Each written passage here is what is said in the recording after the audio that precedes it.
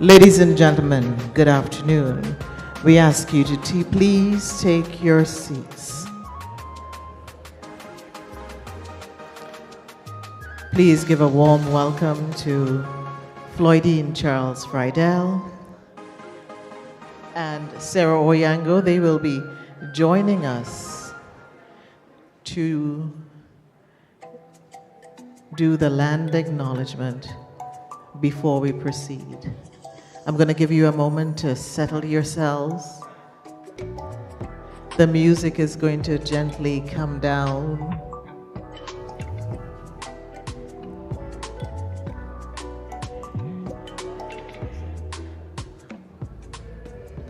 And we're building a Black history education curriculum on this Friday, the 27th of 2024. We're making history.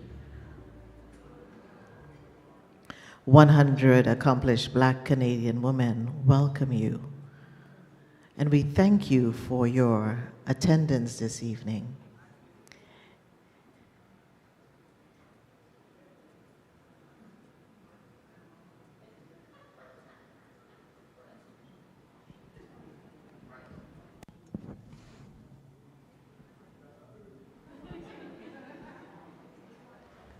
So we're going to do because we're going to be grounded, we're doing the land acknowledgement from the front because we want to be close to the ground.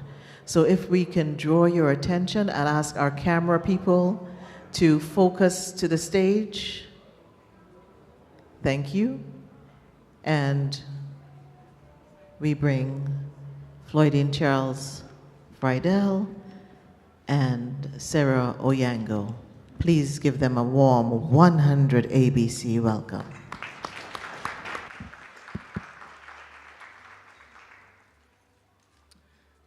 Bonsoir. Can you hear me? No?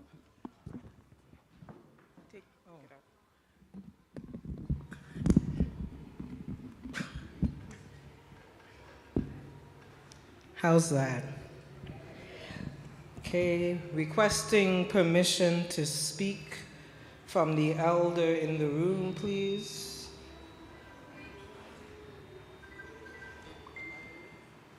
Thank you.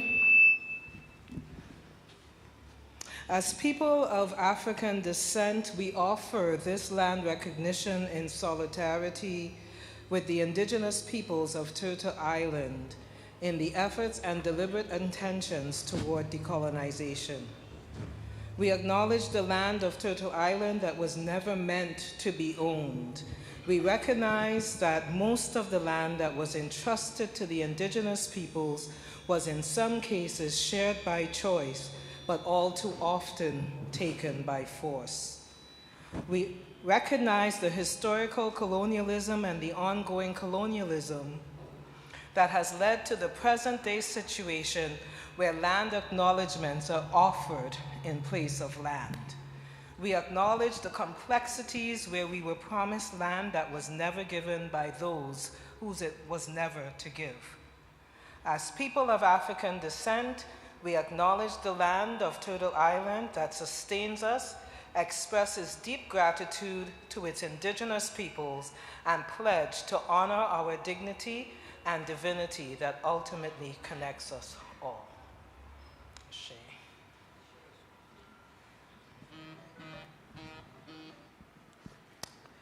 En tant que personne de descendance africaine, nous offrons cette reconnaissance des terres en solidarité avec les peuples autochtones de la grande île de la Tortue, avec les efforts et les intentions délibérées envers la décolonisation. Nous reconnaissons que la grande île de la Tortue n'était jamais destinée à être possédée. Nous reconnaissons que la plupart des terres confiées aux peuples autochtones étaient partagées par choix, mais trop souvent prises de force. Nous reconnaissons que le colonialisme historique ainsi que celui en cours a conduit à la situation actuelle, où l'on donne des reconnaissances du territoire plutôt que territoire lui-même. En tant que personnes d'origine africaine, plusieurs d'entre nous sommes venus ici par choix, tandis que beaucoup sont arrivés historiquement ici par la force. Nous reconnaissons les complexités par lesquelles on nous avait promis des terres qui ne nous ont jamais été données par ceux qui n'avaient jamais eu le droit de donner. En tant que personnes d'origine africaine, nous reconnaissons la grande île de la Tortue qui nous soutient. Exprimons donc une profonde gratitude au peuple des Premières Nations, les Métis et Inuits, et nous nous engageons à honorer la dignité et le divin qui, en fin de compte, nous relie tous. Par Kay Johnson. Thank you to Floydine Charles Friedel and Sarah Oyango. At this time, we give a warm 100 ABC welcome to the co-founder, co-author, and the architect of this event. I call her Dr. Donna Jones Simmons, and this year, she is finally going to be a 100 ABC honoree. Please welcome Dr. Donna Jones Simmons. Where did you get that doctor from? You could get me into trouble, Nicole. Good evening.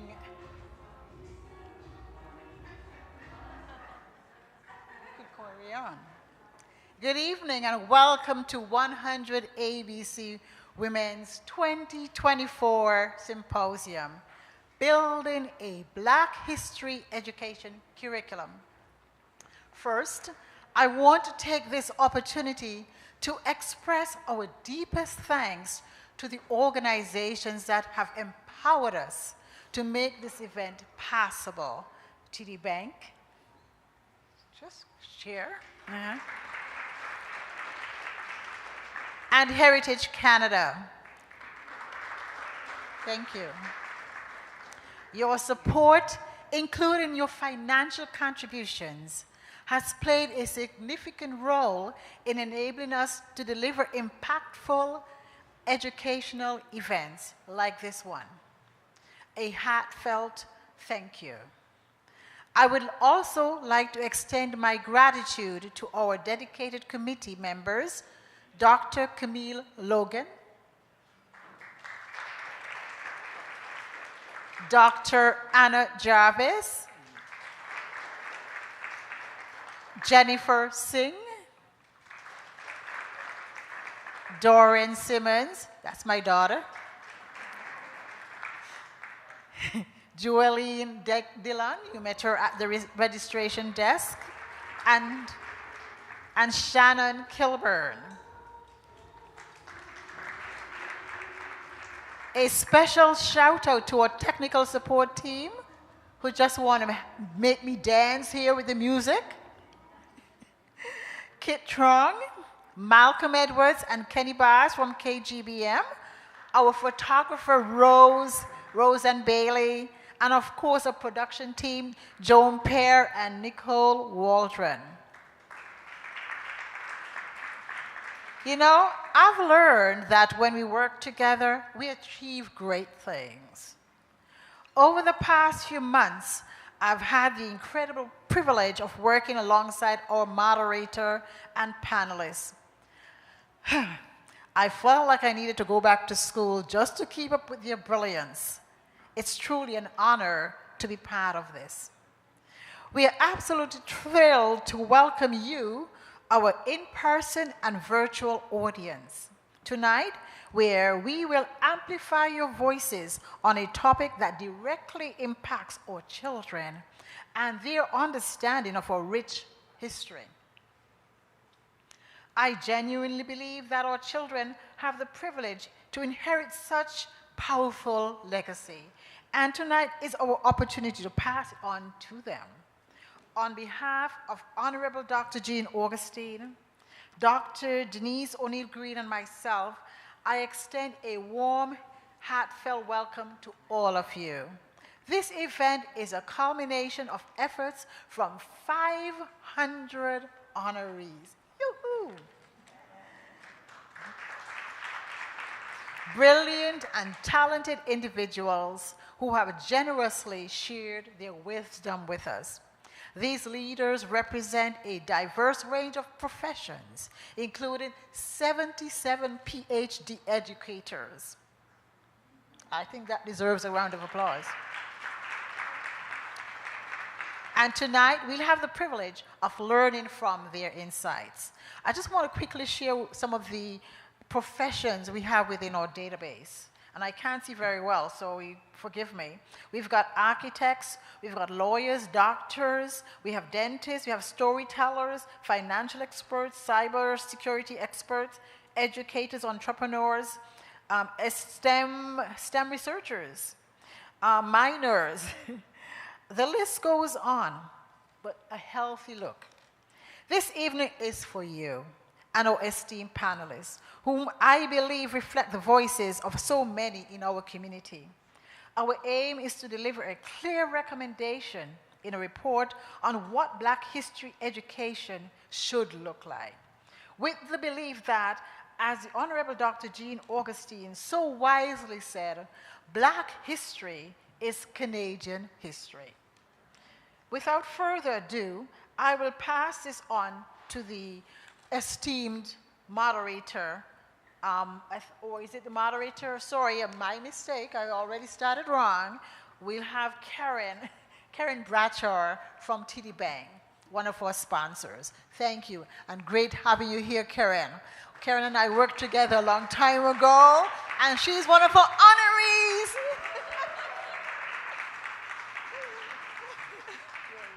Thank you, architect. I'll keep it brief because I'm excited to hear from the panelists myself. And so, as mentioned, my name is Karen Bradshaw. I am a Vice President of Regional Delivery, Solutions and Support in the Canadian Personal Banking at TD. That doesn't say much. So what that means is that my team is responsible for all of our branch colleagues in our 1,061 branches. My team takes care of the executives, our 9 region heads, and our 72 district vice presidents with everything that they need. I'm also responsible for innovation, so thinking about the branch of the future 5 years out, and what's the tools and technologies that we need to build for our customers. Also in terms of simplification, making it easy and easier for us to be able to provide advice for you, as well as all the things that you need to be able to bank with us. I'm also responsible for community investments coast to coast, from Victoria all the way over to PEI. And I'm also responsible for change management, communications, our policies and procedures, branch hardware, yes, and the network that brings everything to life. So basically, I'm here for a break. But I'm so happy to be here with you. And thank you so much for everybody. I've been walking around and talking to people. And so I've been meeting friends of old and made new friends as well throughout the afternoon. So on behalf of TD, it's an absolute pleasure to join you tonight for the 100 ABC Women's 2024 Symposium for building a Black History education curriculum. And I'm so proud to be here because I've been a beneficiary of an amazing education at home and also encouragement. And this is why I think it's a blessing to be in the room. So for me, I was born in Toronto to a mom from Guyana and a dad from Trinidad. Like many of you, yes. Joan knows my parents. So I always say that my brother and I suffered the abuse of a never-ending education. So my mother has a master's in education from OISE, and I still remember going up to the library a few years ago and finding her thesis. And that was such a proud moment, me taking a picture of that, because I remember as a child seeing her at the dining room table working so hard on that. My dad is an electrical engineer with an MBA from what's now called Rotman at University of Toronto, so they always have this debate about which is better, York or U of T. And my grandfather was a lawyer, a magistrate, and the Attorney General for Trinidad and Tobago. So my Caney, as we affectionately called him, he wrote the Constitution for TNT, but he would have me sit in his office in Trinidad, and he would grill me, and he would quiz me, and he quizzed me on how well I knew my Latin words, and also commended me on my handwriting. And so he would recite poetry, make me memorize it. So yes, I'm from a family of nerds. And still my mom will try and conjugate my verbs for me or tell me exactly how I may not have thought about something with pure critical reasoning. And as fast as my dad could build bookshelves, my mom would fill them. So I was lucky. I am grateful.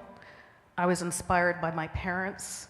I was inspired about how they continued to give back. And for those of you who know the TDSB, my mom was a teacher for decades at a school called Flemington Public School.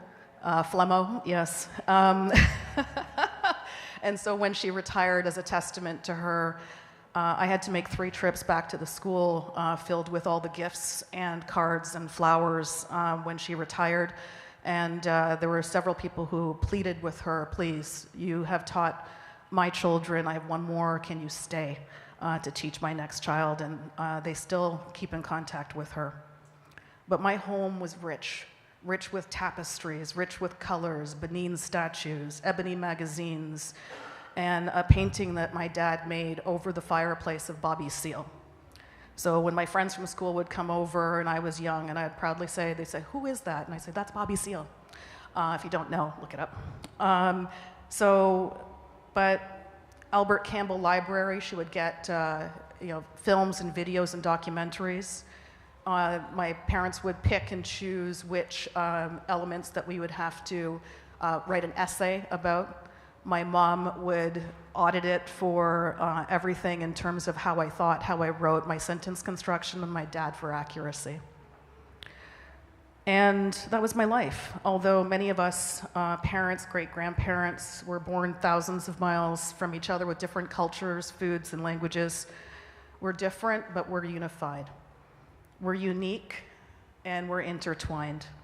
Whether you're from a multi-generational family from southwestern Ontario or Nova Scotia with hundreds of years of ancestry on the soil, or if your parents arrived on a Biwi flight, some of us have always known that there are moments that we would be reminded that we're Black, or that not all spaces would be welcoming.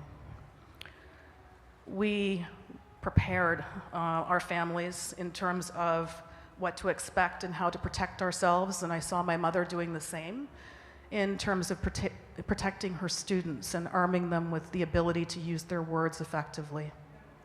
Newcomers learn quickly that your experiences may be at times challenging just because of the color of your skin. But remember, diamonds are created from pressure.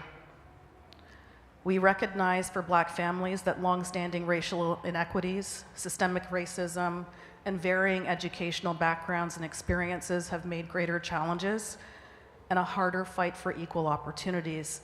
And you're all here, and those of you online as well, you're here to connect, and you're here to learn from each other. And I'd say that we're bonded by our resilience in the face of society's bias, exclusion, and underestimation of our abilities and the students that you all influence. We're bonded by our strength, and sometimes we're bonded by our ability to belly laugh in the face of adversity. We're bonded by our grace, even when it may be undeserved. But you're here, and I want you to know that you're seen. I want you to know that this room is making a difference with your presence and your activities. But I'd also be remiss if I didn't say that for TD, through our corporate citizenship platform, we have what we have as a foundation, the TD Ready commitment. And we're leveraging the power of our people, business and philanthropy, to support projects and programming year-round that aim to break down barriers to access and inclusion, amplify diverse voices, and help drive systemic change. We're so proud to be working with the 100 ABC, and we're committed year-round at TD to break down barriers. What I'd say is, for organizations like this one and this event that help to create equitable outcomes for Black and Afro-descendant professionals to share their unique perspectives, to share how we can develop programs for a more inclusive tomorrow. And at TD, our support for Black communities extends beyond Black History Month. I can speak to that with facility. I used to be the co-chair for the Black Employees Network. I'm still a member, still a leader. And I'm also the co-lead for the Canadian Personal Bank Inclusion Diversity Leadership Council for Black employees, coast to coast.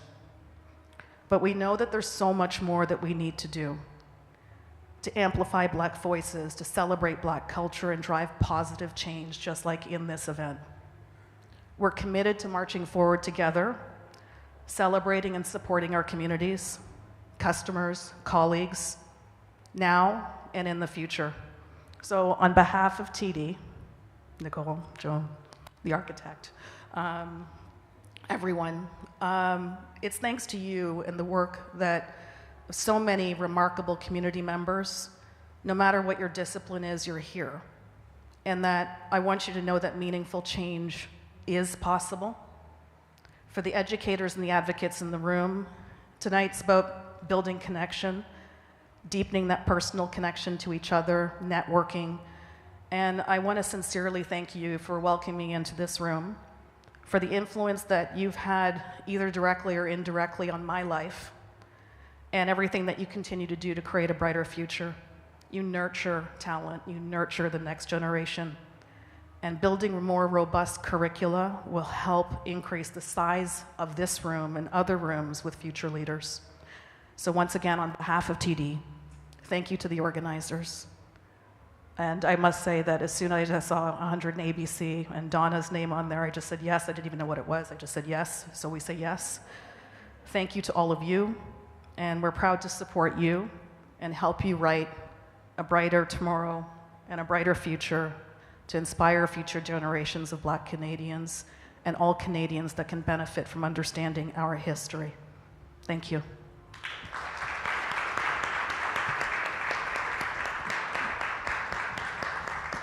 Now that was a warm welcome. Karen, I am supposed to be composed doing a voiceover here, and I'm brought to tears when I hear you speak about us being unique and intertwined and inspired, and we're bonded by our grace. We are breaking down barriers.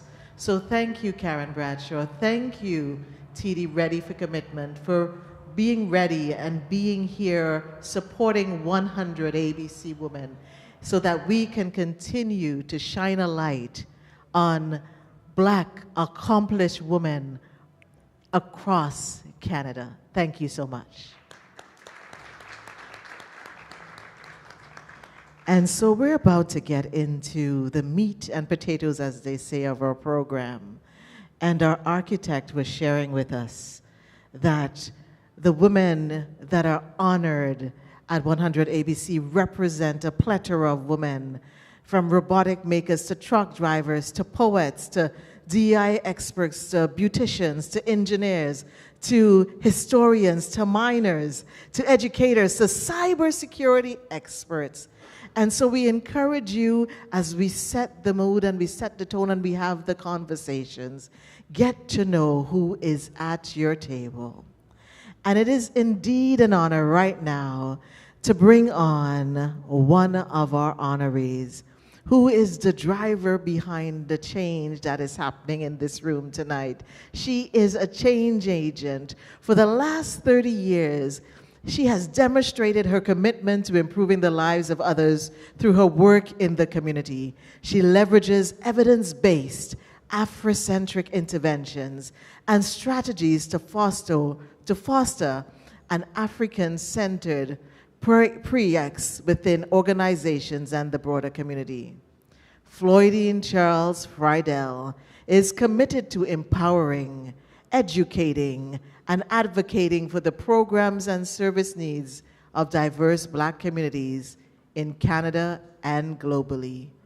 Please give a tremendous 100 ABC welcome to our moderator this evening, Floydine Charles Friedel.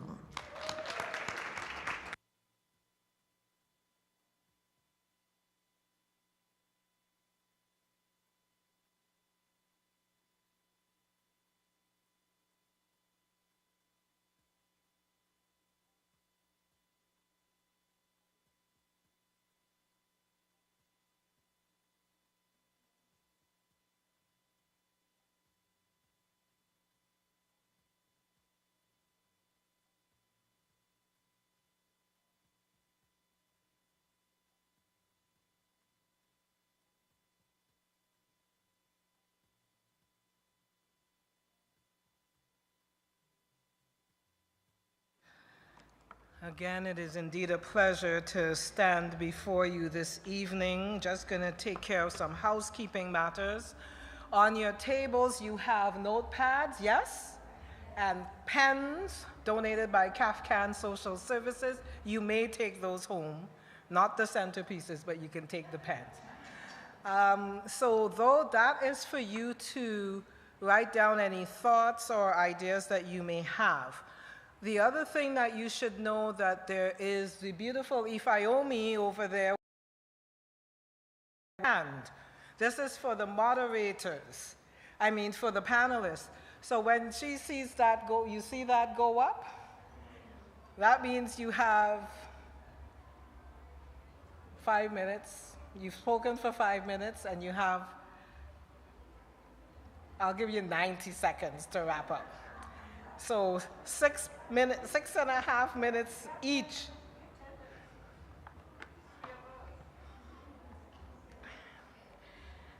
Anyhow, Amma, allow me to do my job, please. Thank you. And also we have Sarah, who will come now, and we will establish who is in need of interpretation before we continue, to make sure that we have We have, it says, distracted. Bilingualism, yes, thank you. So, Sarah, go ahead. Oui, alors bonsoir. Moi, je vais tenter de résumer en français pour les francophones qui sont dans la salle, juste par souci d'équité là, et de bilinguisme. All right, so you have everybody's bio in your programs. Everybody has a program booklet, yes?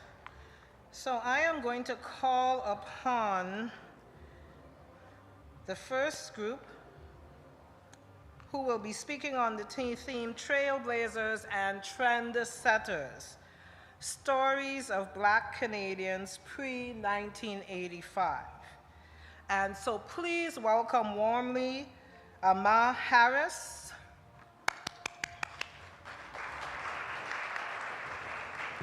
Dr. Camille Logan,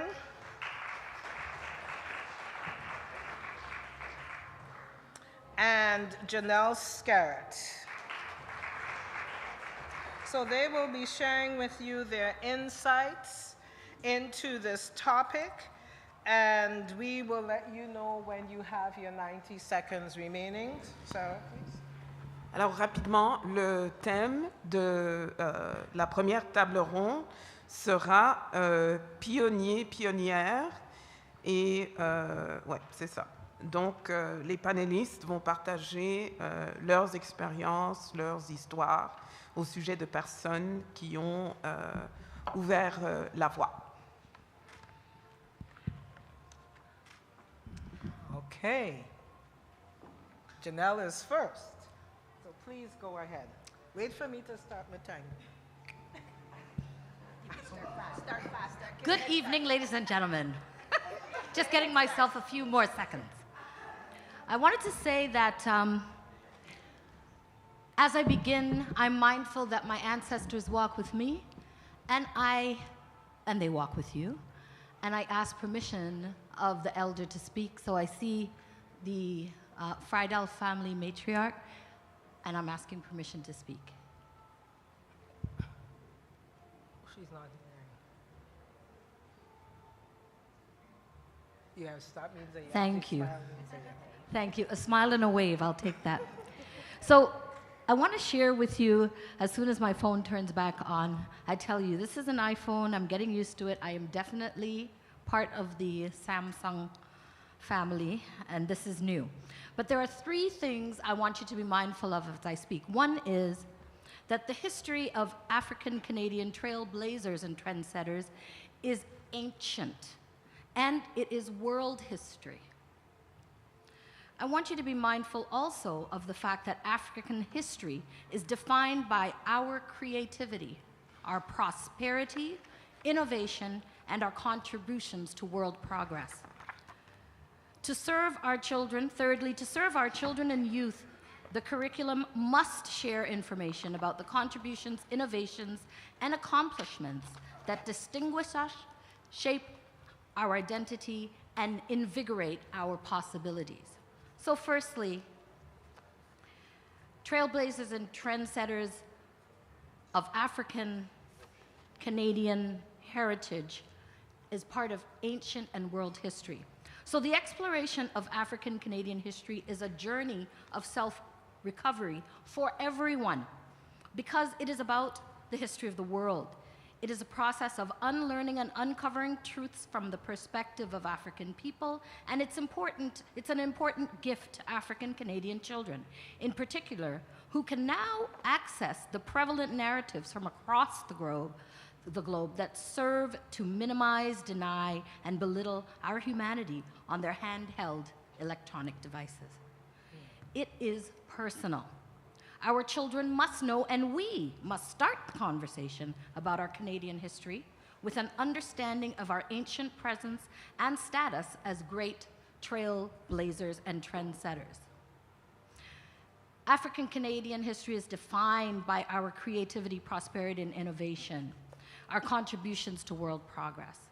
African people are prospering, we are creating, we are thriving. But as we know, there is a parallel experience of hardship and conflict for many of our people. For the purposes of this discussion, it is acknowledged that when we speak about the common experience of so-called blackness, we are speaking about culture, not race, which was invented to separate us. Through the lens of culture, we're able to see and center our accomplishments, our great societies, our brilliance, our contributions from the beginning of our stories to the present day. And to serve our children and youth, the curriculum must share information about the contributions, innovations, and accomplishments that distinguish us, shape our identity, and invigorate our possibilities. It's important that they know they are connected to great ancestors, trailblazers, and achievers from across the globe. So in this, I am not considering the geographical boundaries, because we are people of spirit, and we are also people that believe that our ancestors walk with us.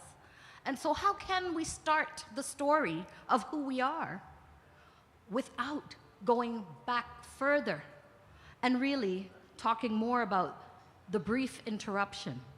As we explore this topic on the panel today, it will be evident that the topic properly characterizes our role in the history of the world, and certainly so-called Canada's history, as my colleagues will share in their examination of this topic. To begin, I will highlight the contributions of great trailblazers and trendsetters, including great empires and peoples of our ancestral lands. I start here because of my belief it's necessary to ground our understanding of the journey of our people through the ancestral relationships that are in our DNA, and so that we never forget that we do not have to ask for liberation, as it's our birthright and legacy. The temporary interruption of our progress, see, it interrupts my talk too. The temporary interruption of our progress by colonialism and enslavement is a blip that may not even deserve a footnote in the telling of our story. Over the years of tutoring students in the African Canadian Heritage Association, teaching young people through rites of passage, and other programming at Adinkra Farm, I can attest to the importance of placing ourselves in the larger context of our ancient achievements. The impact on students is remarkable to see, as their curiosity and creativity comes alive when they know that we have a long history that does not begin with colonization and enslavement. They rise. So there are 10 key African trendsetters and trailblazers. Sundiata, I'd suggest that we put that in the curriculum. So these are ones that I suggest we start with in the curriculum. The founder of the Mali Empire, he was a great warrior who fought to establish the empire. Mansa Musa, who is talked about quite a bit these days, but he built the empires and pioneered trade and commerce across several regions in the continent. His accomplishments included the founding of Sankore University. The Dogon people of Mali, another group that whose astronomy and charts found in their caves rival those found or created by NASA years and years later when they had the telescopes to measure those things. The Al Qurayn University in Morocco, and then Sankore University in Timbuktu, the Shona people, the builders of the great Zimbabwe, Wangari Maathai, the founder of the Green Belt Movement and the 2004 Nobel Peace Prize laureate. Funmilayo Anikapole, sorry, you know, Nigerians, so sorry. Anikalapokuti, Nigerian feminist, the Dahomey women warriors of Benin, griots and jellies, the ancient keepers of our stories and tales. This tradition is carried on in Canada through storytellers, spoken word, visual art, dance, our teachers, our healers. Ashe.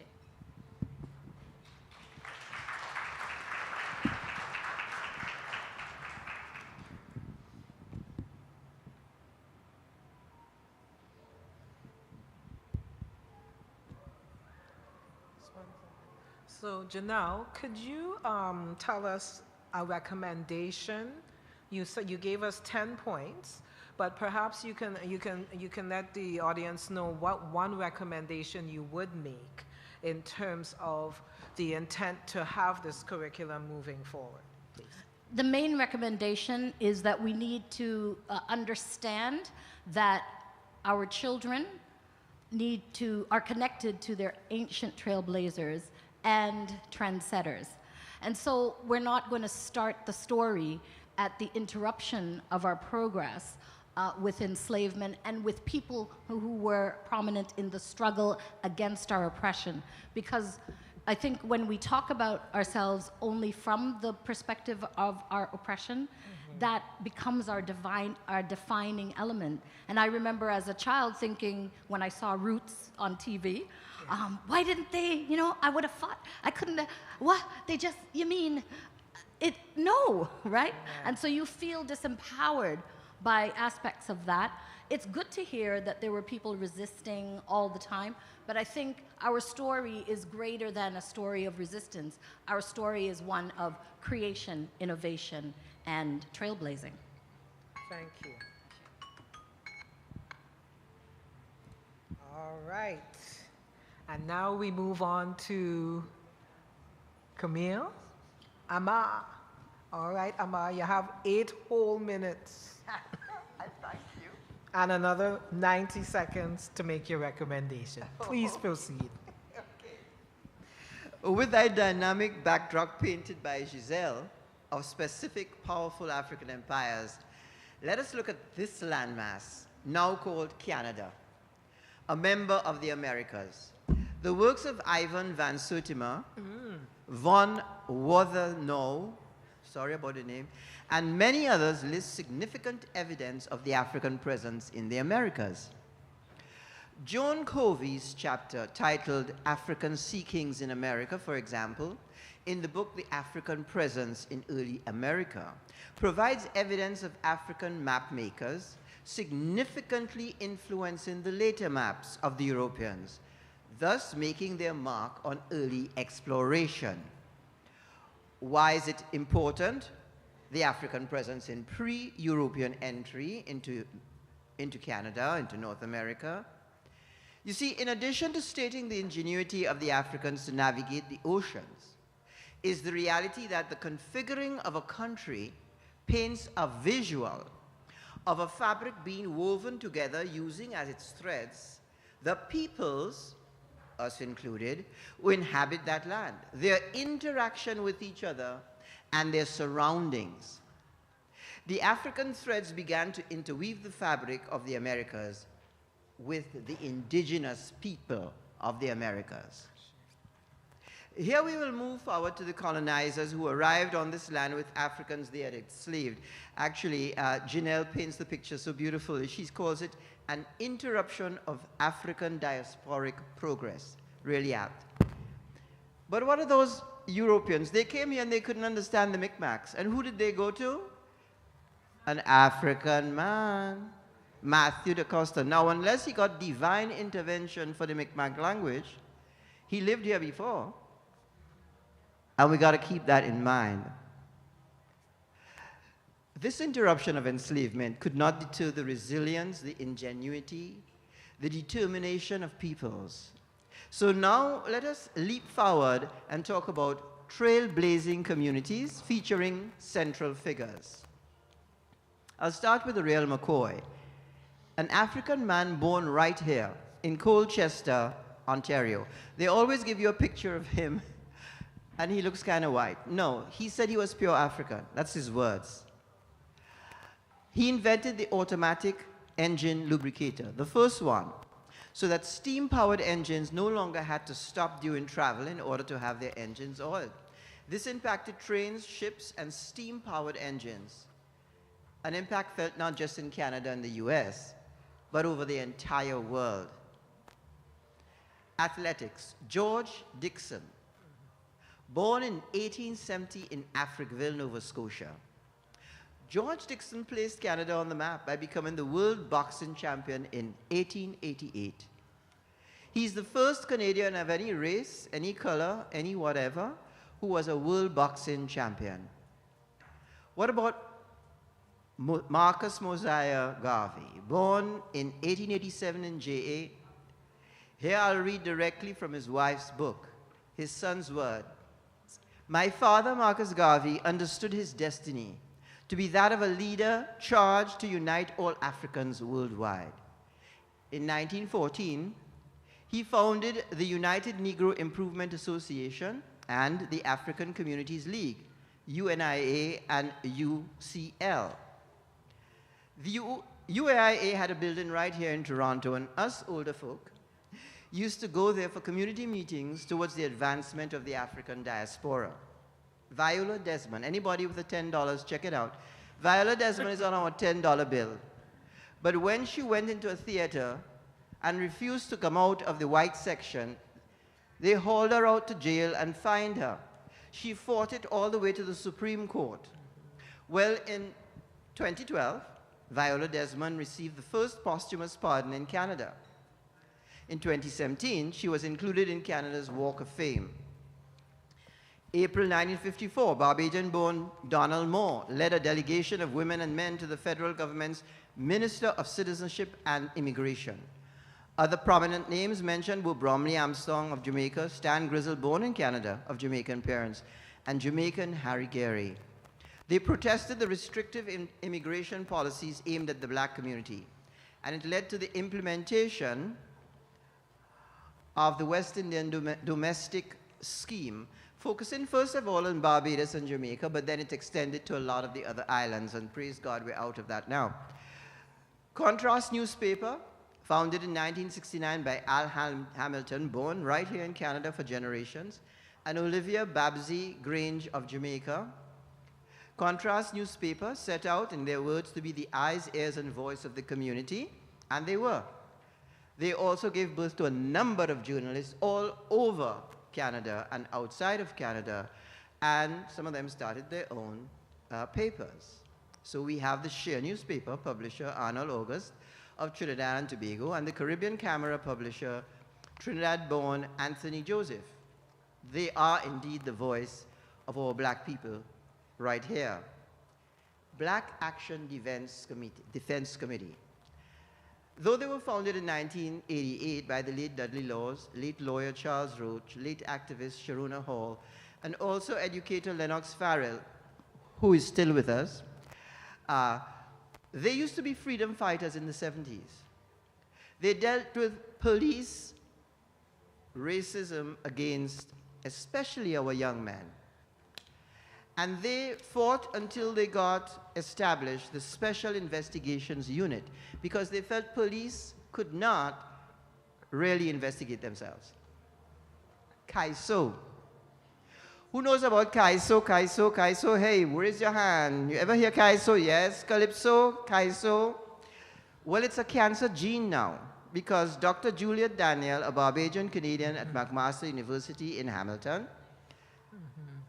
she isolated the gene.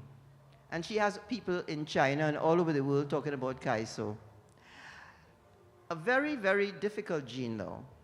And a lot of work is being done in a lab named after her to investigate why it's attacking a lot of young black women and trying to find a cure, not only for here, but all over the world. And this lady I must talk about. Canadian-born Janie Cooper Wilson, of both indigenous and African roots. Her people are here for generations and generations, going all the way back. She's a walking encyclopedia of information. Of the long list given to her, she's known for the involvement of the Oro African Church and, I'm doing good, the restoration and rededication Thank you, of Amma. Bethel Pioneer. So, I'm going to read the last paragraph. All right. And you can read the last paragraph and take the additional 30 seconds to make your recommendation, Sure. please. Thank you. Because the recommendation comes in it. Okay, Right. wonderful. This brings us to the Canadian Multicultural Inventors Museum. Its founder, head curator, and president is Dominican Francis Jeffers, who also has Trinidadian roots. Quoting the museum statements, the museum is a social innovation organization. It promotes innovative thinking in young people by highlighting the achievements of innovators from diverse backgrounds. They feel that the philosophy that every child deserves is to see themselves in the people who inspire them. They produce traveling exhibits highlighting innovators from diverse multicultural communities in respect to the heritage theme of the month, end quote. Inventors of the African and Caribbean diaspora find a home in the Canadian Multicultural Inventors Museums, which highlights the positive and significant contributions of the diverse African diaspora to the Canadian fabric, where the design of that fabric, which is Canada, still continues. Thank you. For the rest, check me outside. Thank you very much. There will be an opportunity for Q&A depending on time, so please make sure you have your questions, and if they do not get answered this evening, they will get answered. So please make sure that they get to me before you leave. And now we will go on to Camille. 8 minutes. Thank you for the reminder. Thank you. And I'm aptly positioned between both Janelle and Amma and their contributions to our panel presentation, and to kind of wrap it all together in the context of thinking about the way in which the Black History curriculum needs to come together from the perspective of a public school educator in a K-12 school district, me. So they both have beautifully provided you with an opportunity to consider the ways in which the significance of people of African descent across the diaspora must be presented and integrated into the curriculum, whether it be a concept of a national curriculum, and we talked about that in our many, many meetings to prepare for today, because of the way that education is governed, it's provincially, or developed by each Ministry of Education provincially, given the way that it's governed. So the three things that I'd like folks to take away with is the fact that the curriculum must be K-12, must be K-12. It needs to be integrated across all subject areas, so not just in history or in social studies, literacy, the arts, science. And the significance of the way in which the curriculum is articulated must be through the counter-narrative that provides a narrative that uplifts, amplifies the history, contributions, the brilliance of Black people. And also an acknowledgement of the ways in which we had to combat and continue to combat systemic racism. So when the Black History curriculum announcement, and I'm speaking in the Ontario context, was launched back in February of this year, oh, thank you. It was received with great excitement and enthusiasm, sparking different events and conversations like the Symposium. And the announcement was also met with, yes, a sigh and a relief saying, finally, because of the decades of advocacy, but also some skepticism. I remember being at an event in one of my schools, and a father came and approached me, and it had nothing to do with Black history or anything like that. He just approached me, you know, as a Black woman in a role in administration, and said, you know, excuse me, I just need to talk to you about this new Black history. And I'm thinking, okay, he's approaching me. I'm not the Ministry of Education, but all good. And then he said, who's writing this curriculum? And I said, you know, I'm not sure, and I explained, you know, it's the Ministry of Education, and they have, you know, writers that will be working on it and so forth, and he said, yeah, but who's writing this curriculum? Is it one of us? And so it's so critical to ensure that as we are engaged in writing of the curriculum, whether it be in the Ontario context or beyond, that we make sure that we have those who are rooted in the deep understanding and scholarship of this understanding, but also rooted in community, so that we have all of these different perspectives at the writing of the curriculum, so that the children are affirmed and understand how people of the African diaspora, past and present, have been incredible contributors of not only Canada, but our global society. So I do want to acknowledge the Ministry of Education Ontario for the momentous occasion of having the curriculum, and it's a significant milestone, but we want to make sure that we get it right. And as Janelle aptly said, the concept of having a Black history curriculum is not a new one, and that community organizations were supplementing the curriculum for decades. And Janelle mentioned ACHA, the African Canadian Heritage Association. I had the opportunity to support and volunteer with MACA, the Markham African Caribbean Canadian Association, and many others have been doing this work for decades in community, recognizing what our children need. And so an additional query around the skepticism is that we know that the complexities of the history, the significance of the dominant narrative, and the way in which anti-Blackness has and continues to be a pervasive force in the telling of Black history and the Black experience in the public realm, that is where you find us in the curriculum, and it has to be looked at through that counter-narrative. In terms of thinking about Black history taught K-12, that will give us the full story and the authenticity of Black people, the Black experience, and the history to be understood and told. And the current absence of this content in the curriculum is a reflection of the dominant narrative and the historical devaluing of Black people, such that researchers have cited that the intentionality of writing Black people out of the consciousness of the history of Canada, including the contemporary Canadian experience, persists today. So the new curriculum in the Ontario context is an opportunity for the government to write Black people consciously and correctively into our rightful place in the ideology of Canadian society through the revision of the curriculum. And so no child is too young to know that Black people, our contributions, our innovations, the inventions, the artists, the presence in history is an important part not only of Canada's past, but the global society. So within the Ontario context, the way that we are currently situating the Black history is that it's situated in grade 7, grade 8, reappears in grade 10, and so I really want to just acknowledge that that's a limitation, right? It's a significant limitation that we really need to question, and we hope that the way that the government is going to look at the curriculum is that this may be a start, but knowing that we need to make sure that it's all the way K-12, and that it's starting, and that when it's starting in grade 7 history, students will examine social, political, economic, and legal changes in Canada between 1713 and 1850. So in this context, they're introduced at the age of 12 to Black people, and we are introduced to Black people in the context of Canadian society in 1713.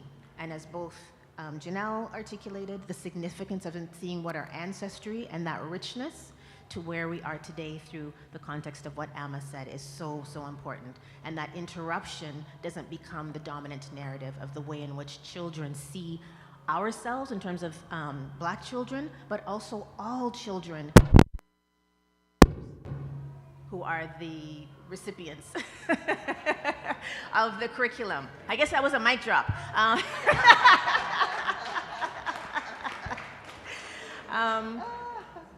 And so I just want to give a few very quick examples as to showing how the integration can start as early as kindergarten and grade 2. So if I think about it in the context of the grade 2 curriculum, students learn about global communities. And that's a perfect place for what Janelle talked about in terms of the African empires.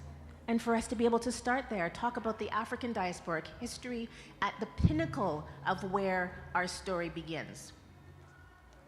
And so, sorry, my thing just jumped here a little bit. My apologies. So students have an opportunity to learn about the empires. And if we look at the grade 3 curriculum, students are expected to learn about communities in Canada from 1780 to 1850, which is kind of right where the grade 7 curriculum started. So we could start with grade 3, and it's an opportunity to learn about the incredible communities that we know were developed in terms of Birchtown, Nova Scotia, Queensbrook, Essex County, Priceville, Ontario, and I know that, oh, is that the sound? And oh, your recommendation is? All right, and Dawn settlements. So I will very quickly then just go to the end for my recommendation, as I kind of started with my recommendations, to just talk about the significance of it being K-12.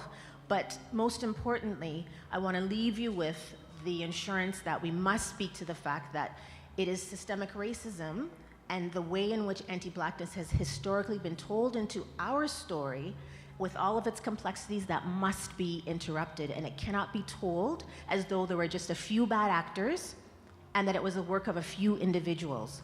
We must make sure that we talk about the way that the systems and structures that were carefully orchestrated into the laws designed to subjugate Black people, and how the remnants of our current systems that we still see in education, policing, healthcare have legacies deeply embedded that must be uprooted and acknowledged. And it can only be done when we have the full historical context as to who we are as a people, and that our children see that as the full story of Black people.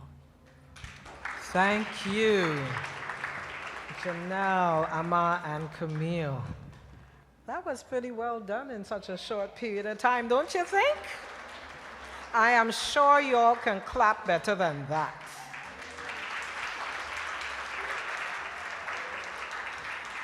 Now, please indulge us because we are a few minutes behind. I'm giving you notice now, but I think it's important that we hear what all the panelists have to say. We will entertain 2 questions of this panel, so whomever,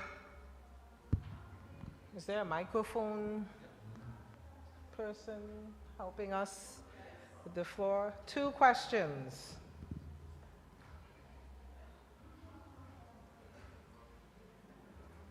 There's a hand I see over there, and then we can take one from. Okay, so 1 question. Please tell us who you are and.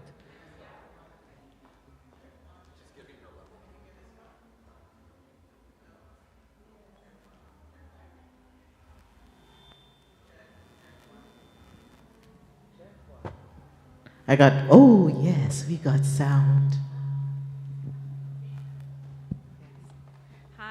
I was feverishly taking notes. Thank you so much for all of the contributions. I'm particularly interested in tell what my name is. My name is Claudette Rutherford. Hi, everybody, and good afternoon, panel. Thank you again for your contributions and the recommendations. Very important. I was feverishly taking notes, and I am interested in hearing more about applications to other grades. You mentioned grades 7, 8, and 10. And if there were an opportunity to add other specific expectations.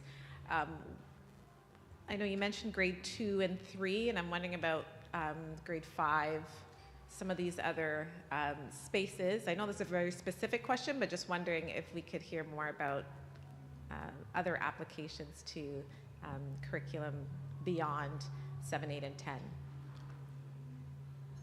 Okay. I think that was. Thank you for the question, and I did have grade 5 in my notes, but I took them out to align with my 8 minutes. So absolutely, when we look even in grade 5 at the systems of government, it's a perfect opportunity to integrate the curriculum through that in terms of looking at the incredible ways in which we are represented from early on in terms of critiquing and criticizing the laws and so forth, and then also then being in positions of leadership in government. So there's a perfect opportunity from grade 5. And if I was to look at even just thinking about kindergarten and thinking about the kindergarten curriculum, which is integrated through the notion of play, if I think about the number of games such as Aware as an example that you can be introduced into the kindergarten curriculum, in addition just to literacy and stories and making sure that we are reflected into those stories, and the beauty of who we are is articulated through those stories as they pertain not just in terms of today's context, but also going all the way back to the African empires. There are so many picture books, and the beauty of those picture books can be integrated into the curriculum as well. Thank you. And so we have one other question all the way from East Coast Canada.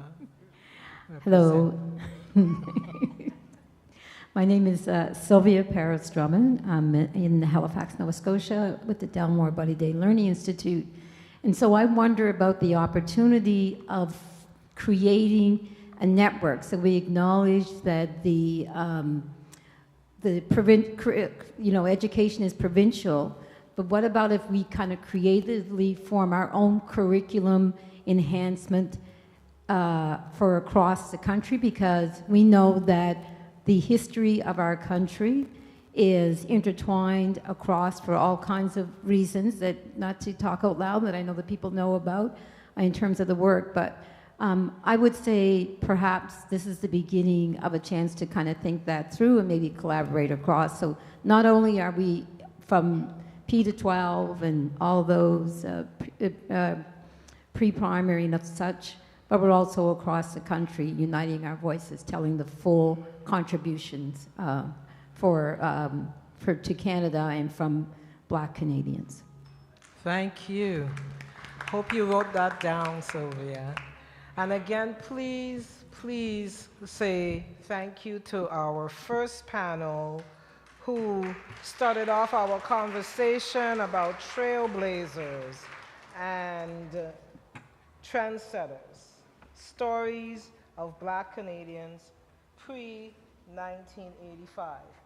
And as they make their way off of the stage, we invite now Dr. Natasha Henry Dixon, Lisa Skeet, Tiki Mercury Clark, and Dr. June Francis, who will be sharing their wisdom with us as sheroes and heroes among us, tales of communities, courage, and resilience in Black Canadian history today. And Sarah?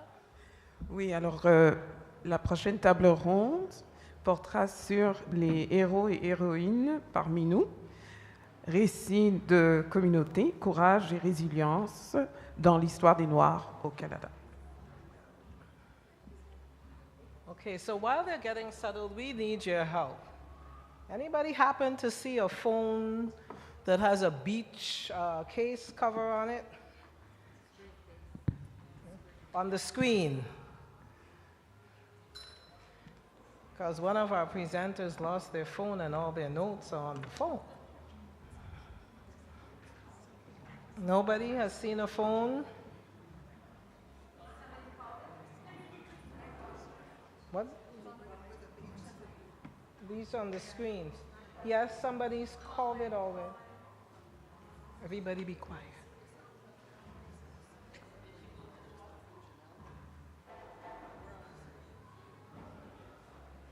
Maybe it's on silent.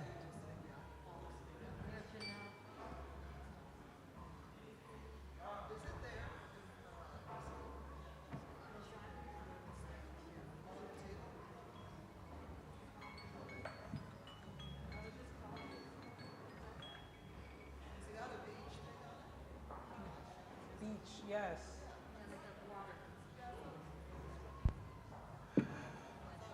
Okay, well, we hope you have a great memory. And so let us begin. And I just wanted to say here, as we're preparing for the next panel, that this idea of this curriculum is, we should understand it as not being a gift to us. The idea of the implementation of a curriculum in the province of Ontario is not a gift. It is something that we have a right to. And so therefore our recommendation should really that we are putting a demand on what it is that we're asking for, with the hope that we will get the results that we need to have for our children and their families. And on that note, who's going first? That will be Natasha, so please go ahead. Thank you. Good evening. Good evening, everyone. Good evening, everyone. Our panel is Heroes and Sheroes, Communities of Courage and Resilience in Black Canadian History. And I'll open our panel by first sharing a quote that I like to use often in my discussions around Black history. When Black history and Black contributions are denied in the curriculum and by those who teach it, Black people are themselves denied. And this is taken from a 2016 publication, Teaching for Black Lives. And I feel it's apropos to open up this panel with this quote. It gets us to think about the importance of being intentional in explicitly placing the Black presence into the geography, history, and social memory of Canada, and to disrupt the denial of Black Canada that the curriculum has deliberately facilitated for decades. When we're talking about, the Black community, it's important to note that our people of African descent have been here for over 400 years and have arrived through various migration waves, and our communities have a diverse composition. Briefly, the waves of African migration into what we now call Canada, the large waves start off with those who were forcibly migrated under chattel slavery from the United States and the Caribbean, and then was followed by voluntary migration through various waves, including Black loyalists, Black refugees, freedom seekers, free Black people, people from the Caribbean, Africa, and Europe. And so as my fellow panelists, participants earlier had mentioned, that the scope and the range of the Black diaspora is wide, and we see how that transforms into this space that we now call Canada. In taking a look at heroes and sheroes, our panel thought it was really important to point out that these individuals, or individuals who are often identified as heroes and sheroes, came from communities. And it's important for us to think about and to teach about how these communities were formed, how Black people fostered communities throughout their historical time here. That includes, I think, important through proper teaching and a critical lens, recognizing and appreciating the ways that Black people were able to forge family and community within the confines of chattel slavery. And then when people were coming in more through choice, that the communities that they established, some planned communities and some communities formed organically, that they chose to establish these communities across southwestern Ontario. Just a few of the communities that I'd like to highlight. I talk about Ontario higher concentration, but want to give some examples of Black communities and neighborhoods across the country, historic and present. This includes the Wilberforce colony, which was a settlement, the communities in Buxton, Chatham, and Don, urban neighborhoods, including here in Toronto, Little Burgundy in Montreal, Hogan's Alley in British Columbia, Hamilton and London here, as well as communities in smaller towns. And I'll highlight here Guelph, Norwich, and Oro. Also important to highlight historic and older communities such as North Preston and Africville, and there are communities in Western Canada, including Amber Valley, Shiloh, and Hogan's Alley. Communities, a lot of these communities that formed were intentionally insular so that they could foster a space for Black people to thrive. They established institutions and organizations. They set standards and expectations that led to the achievement and greatness that individuals were able to achieve. They challenged racial discrimination and helped to clear and address some of the barriers that individuals faced. And it's important, again, to think about, just one second here. Some of the barriers, including in education, which remains persistent, barriers in housing, and barriers in employment. There are many Black women and men who are heroes and sheroes in Canada, who are remarkable historical figures whose rise to wider awareness could not be possible without the communities that nurtured and fed into them. Two quick historical examples that I'd like to share is that of Marianne Shad Carey. And through her story, we can see the intersections of race, gender, and class is important to pay attention to, because these are the ways that Black women have been further erased in our history. Another example is Josiah Henson, a very heroic leader who has helped to establish the Don settlement and was a conductor on the Underground Railroad. I want to highlight that in looking at heroes and sheroes, it's great to tell these individual stories, but to ground them again within the communities that they come from. And that we not fall into the trap of Black exceptionalism and just highlighting individuals who have achieved certain pinnacles that we define as success. It's important to be inclusive of everyday Black people. And my last point and my recommendation is that the curriculum must intentionally map people of African descent onto the geography of Canada to counter their persistent, deliberate erasure and marginalization, in order to disrupt the role that anti-Black racism has played in shaping where Black people have been and are in Canadian society, but also in the geographical space, and as well as to map their resistance and their resilience as well. And so what do we mean when we talk about resilience and community? My fellow panelist, Taki, will pick that up. Thank you.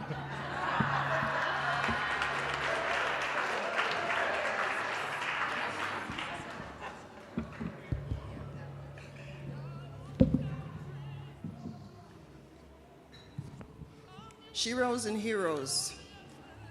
I'm going to focus on what I call sword. She warriors on righteous duty. I want to mention first a principle coming out of the Nile Valley civilizations that I hope I will be able to explain by the end, but I suspect I'm going to get cut off. But it's as above, so below, as within, so without. Okay, now, let me start. During the 1980s, my son came home with incorrect answers marked as correct on his tests. The teacher confirmed she had the students mark each other's papers. I was not pleased with my son's declining math skills, but she downplayed my concerns, informing me that your son is very athletic, and you people are not gifted in the math area. It is to be expected. I insisted she personally mark my son's work and shore up any math areas that were weak. She criticized my son memorizing multiplication tables at home, sure that I had expectations beyond his capabilities. She pissed me off, okay? It was a parent-teacher-principal meeting.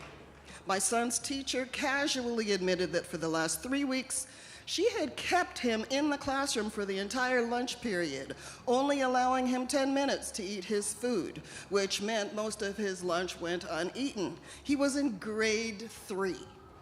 She blamed me. Harming my son was payback for my demands of her last month. I was now furious.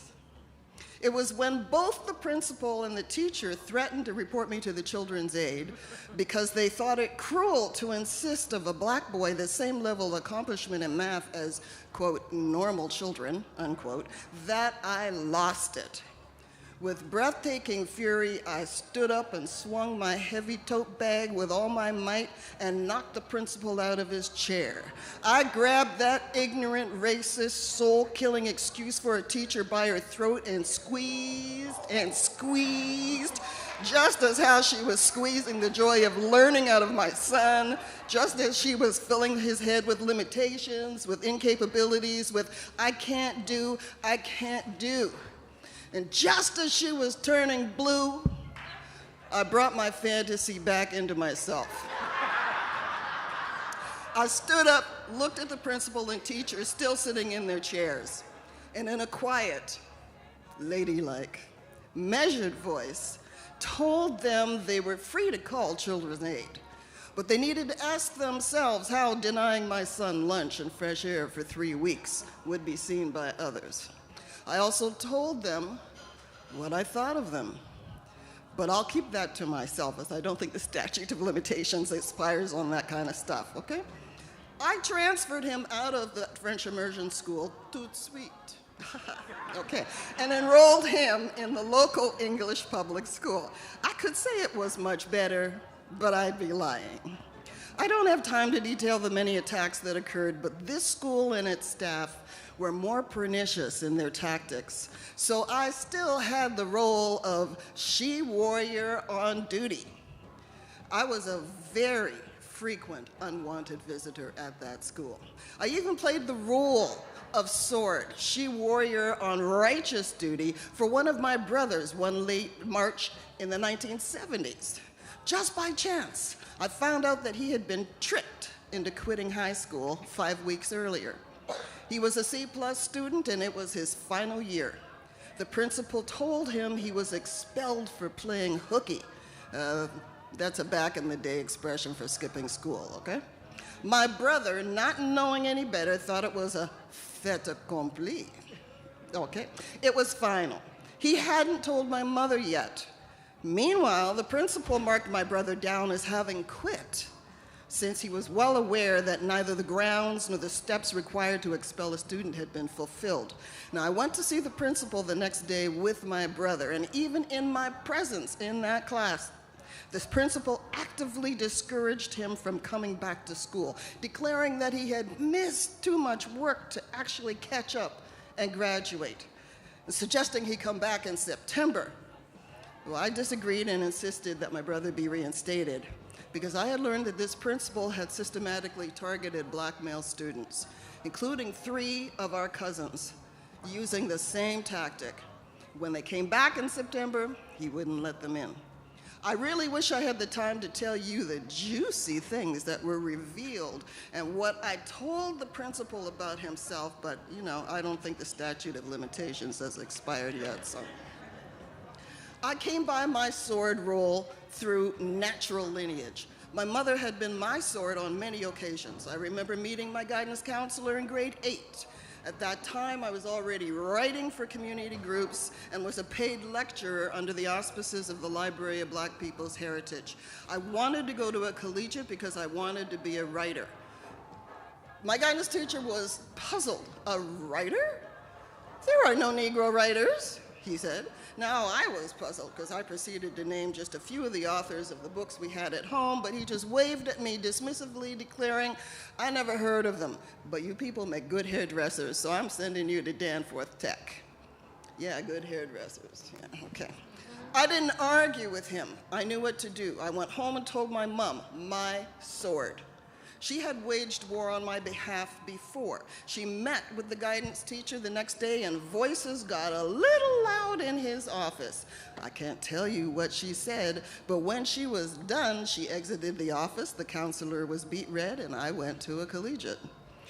My mother had also inherited her sword abilities. She was taught by her sword, her mother. In 1944, my mother faced her guidance counselor wanting to go to a collegiate. He said, you people make good cooks, so you're gonna go to Danforth Tech. Sorry, Central Tech. Fortunately, my grandmother had gone to that same school for the domestic services program that was existent in the 19-teens. She knew how to come up against the school. She was a Marcus Garveyite. She knew to learn and exercise her rights and stand her ground. My grandmother paid the guidance counselor a visit. She-warrior on righteous duty is going to ask the she-warrior on righteous duty to make a recommendation. Please. Oh, you want to, oh, okay. Thank you. Okay, I'm going to leave you hanging then. There you go. Okay. I have a couple of recommendations. One, I agree with Sister Janelle, we have to start our history from the beginning. Okay, that's to me a given. I would like to see an elder program that would bring into the schools, along with the curriculum, living people and their living memories.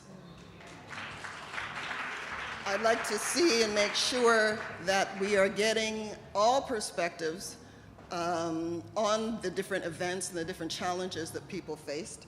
And I also think it's important that we try to keep as much as possible our youth in touch with the 2 generations above. Many of them, for whatever reason, don't have grandparents whose brains they can pick. So that's my main reservation. Thank you so very much. Okay. Wow, this is just getting better and better, or somebody I know would say gooder and gooder. Testing. So now, Lisa, are you? Who's next? I'm next. Lisa. Yeah. All right, and thank you for whoever found her phone. Thank you very much. Thank you, but I'm going to rely on the notes I had, so bear with me. That's a tough act to follow, but that is exactly why we need a curriculum. You're going to see that in my recommendations. But we actually do have some hidden curriculums, and you'll see why. When we gathered together, we talked about, this is a story as much of wanting a curriculum, but it's also of courage, and it's also of resilience. Resilience is a must, as we've heard, because we have to see ourselves. We have to be bonded. And I think in our first panel, as aforementioned, when we are tied together, when we are gathered and supported, it is a self-sustaining bond for which we can look for our foundational anchors. Somewhat like you were saying when you brought up the Africville and some of the places that you spoke of. I love the music. We may sometimes be in silos and pockets, but there are commonalities that are evident when we're together, like when we were chuckling and when we thought, darn, that was a fantasy. But it is a necessary bonding that helps us navigate and mobilize at best. That happens when we desire to see ourselves reflected in our history, that is of the diaspora, as well as our generational journeys. We can all remember the stories of when we came here, and those of stories of first generation, Black loyalists, settlers, those who have survived from the days of not only slavery, but predating slavery. Slavery was an interruption to our history, and our students and our families and our communities must know that. So I say it again, our days of exploration, pre-transatlantic slave trade. And this is a history also of migration for all of us that have our parents that came in the 60s from the Caribbean and gathered together in Jamestown or Tyndall Avenue with my family, and we all shopped at Nophill Farms, right? And Honest Ed's. How many of us still have the Tupperware? But that's important because we're our first educators. What we have carried has been a common denominator. It helps us to self-actualize. And it helps us to be adversarial in desiring our presence, and that includes our education. And that brings us back to resilience. From the past, we were tasked in developing education, to now, we are gathered here tonight.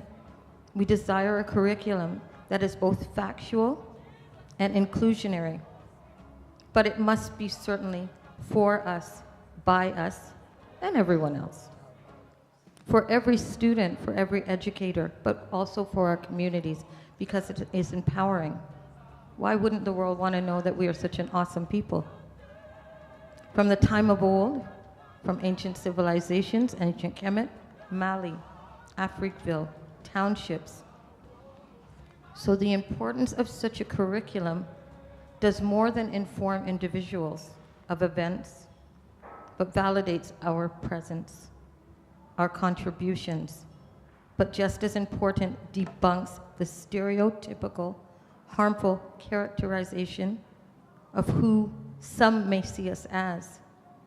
And it is a narrative that serves only to sustain systemic racism, anti-Black racism, and inequity in education. So this is kind of almost like my recommendation already, but hence, Afrocentric education in our communities has to be based on learning from the past, but it has birthed communities rooted in organization and gathering to make sure that our history is sustained. And so I don't even have that little 30-second flower thing because I'm already on my recommendations. You didn't do that yet, right? Hold the flower. It's something that I want to give you an example of. As you said, quite frankly, we need to have our histories in present day, like how we say, give us our flowers while we're still here. We have books. We have libraries. We have the Blackhurst Center. And if you're like me, beside those old encyclopedia that the doorman made you buy years ago, we have books like this. Norma Faye Nicholson. If I'm not mistaken, she may have been a recipient of 100 ABC. I'm not sure. But this is a story of her journey. As when she came to Canada, she started, as some of us had, as a nanny, but desired to go into nursing. And she had the barriers of systemic racism, of not having the family here with her. But what she had was a community. And then when her family came, she had her family. This book called Walking Miles in Sensible Shoes, a nurse's look at her vocation, this is what resilience is. From the stories when she had to deal with people lesser, and I don't want to say this in a terrible way, but lesser in experience and education, telling her how to nurse, how to approach a patient. But I'm convinced when I read this book, her spirit came from her ancestors and her communal validity in herself to say, no, I know, I am, and I will. So, thank you. Thank you very much. And now from Western Canada. Don't you love how we have representation from all over the country? Isn't that fantastic? That tells us that African people transcend time, space, and place. We're everywhere. And we should be. All right, so go ahead, please, Dr. Fred. And we're on the West Coast. I just wanted to know, is it on from your now? Okay, let me start you in 7 minutes over. No, the light was on. Can you hear me, or should I just use another one? I'll just use one that actually works, and I can tell this one works. First of all, I want to ask anybody who's been to Vancouver, how many people ask, where are the black people? Everybody asks that question. They come from Toronto, and they say, where are the black people? And a little bit my story is about where are the black people in British Columbia and on the West Coast.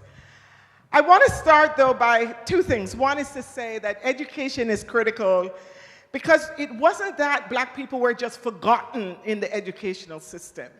It was the educational system was designed to support colonization and enslavement and the promotion of white supremacy and Eurocentrism. So it is not by accident that black people have been erased. It was intentionally done to exclude us. In 2021, the BC Black Awareness Society did something remarkable. It walked into the halls of the Royal BC Museum in British Columbia, in Victoria, that had for so long decided it was the reservoir of the British Columbia narrative, a narrative that primitivized Indigenous people and completely erased black people from the history of British Columbia. This is an ongoing narrative. And what that exhibit done, curated by a young black man who happened to be my son, and a young black artist, and included young black people in British Columbia, was to insert themselves into the white halls and to bring into that space a black narrative, to reintroduce and reinsert our history into one that had been intentionally erased. You see, in 1858, and I'll start there for purposes of time, we have the first governor of British Columbia, a mixed-race man black, from Guyana, born in Guyana, who was part of the Hudson Bay Company, who becomes the first governor. And as part of his attempt to retain British Columbia and keep it from being overtaken by the United States, he was looking for people to come to British Columbia. And he thought and made overtures to the black community in San Francisco in California. These are free people. These are people who were looking for a future and had options. He made representations to them, and they didn't just fly up here to British Columbia or to there. They sent a forward committee who met with the governor, met with various people, and decided that British Columbia looked like a welcoming place where they could escape some of the ongoing oppression in the United States. And they came north. And they set up preemptive homesteads. These are where you could develop land in Salt Spring. They formed part of the black militia. They were listed in the Victoria Gazette, the first colony, in various professions in Victoria. And at one time were very prominent in Victoria. There is a story about them being, several families being seated in the most prestigious part of the theater. And at this time, we see the gold rush taking over. And what happens next? Americans are coming up, and in the theater, one of the performers refused to start until the black people were moved to the gallery. The family refused to move, but from then on, they started to feel the oppression of racism creeping into British Columbia. And the story, as it unfolds, and I don't have enough time to go into it, is some stayed, many returned, and many set up on Salt Spring Island and became quite prominent in that community. But many left. And the erasure you see there is repeated time and time again across. I'm going to fast forward. I'm going to fast forward to show you what communities mean and do. In the early 1900s, we have the Hoganzali community. Vancouver was a segregated city. This is a city that did not welcome black people. But against this backdrop, they set up their home in the Strathcona area of Vancouver. This is many names will be familiar. Nora Hendricks being the grandmother of Jimi Hendrix. They were in that community. At one time, the AME Church had between 800 and 1,000 people on their rolls. This was a community that had restaurants, wealth. We're building a community. I will say that, how many minutes does that mean? I have the... You have left? 5 more? No, yeah. 3 more. Okay, 3 more. I can't remember, but I'll just finish the story. So we have Hoganzali Society, Hoganzali community. I just want to bring it forward a bit to show you what community means and what has happened to us. So the city of Vancouver, supported by the federal government, did what they did to black communities everywhere that were thriving. They displaced it and put up a highway to the white suburbs against the resistance of the black community. Now come around to 2017, and we know that we never give up.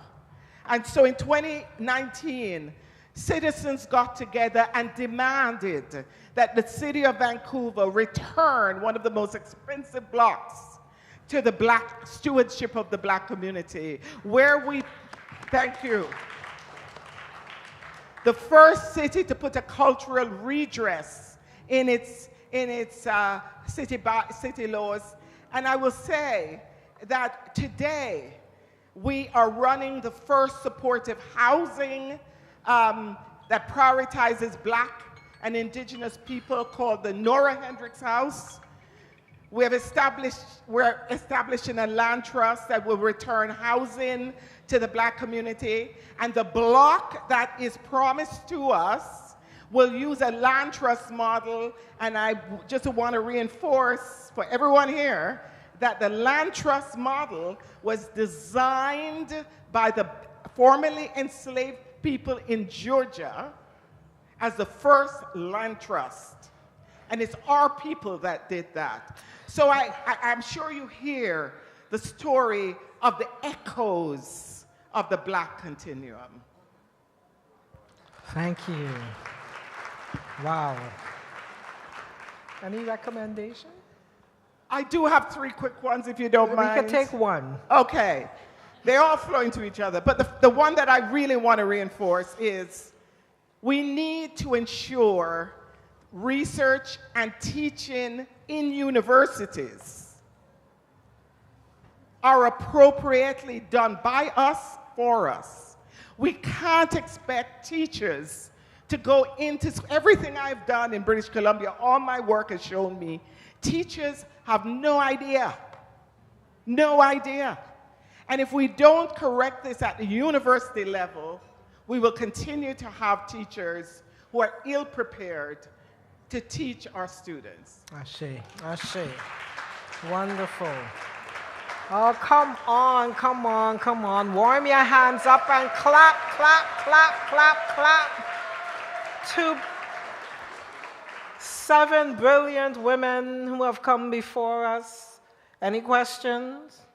We'll take 2. Yes, sir. Okay, we take 3 short questions. Okay, who has the microphone, please? Who's the first person? The person over here, then Janelle, and then...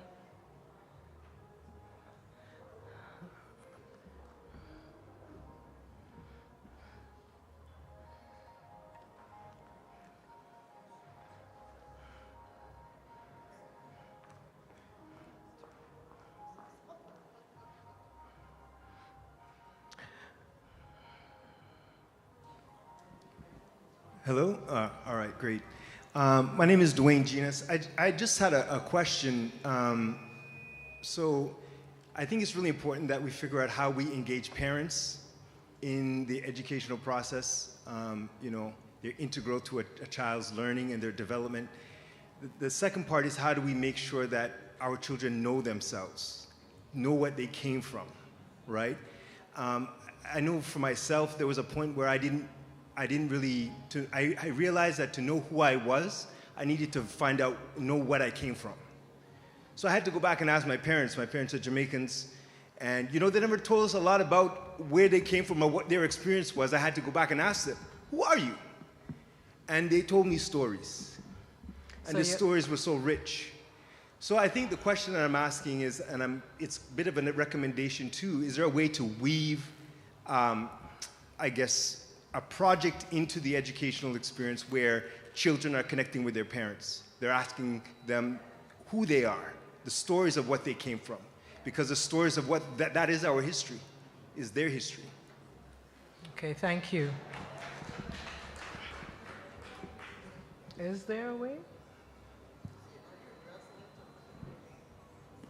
No, he's just asking if there is a way to create a project that connects children and parents. So just an answer would suffice from whomever.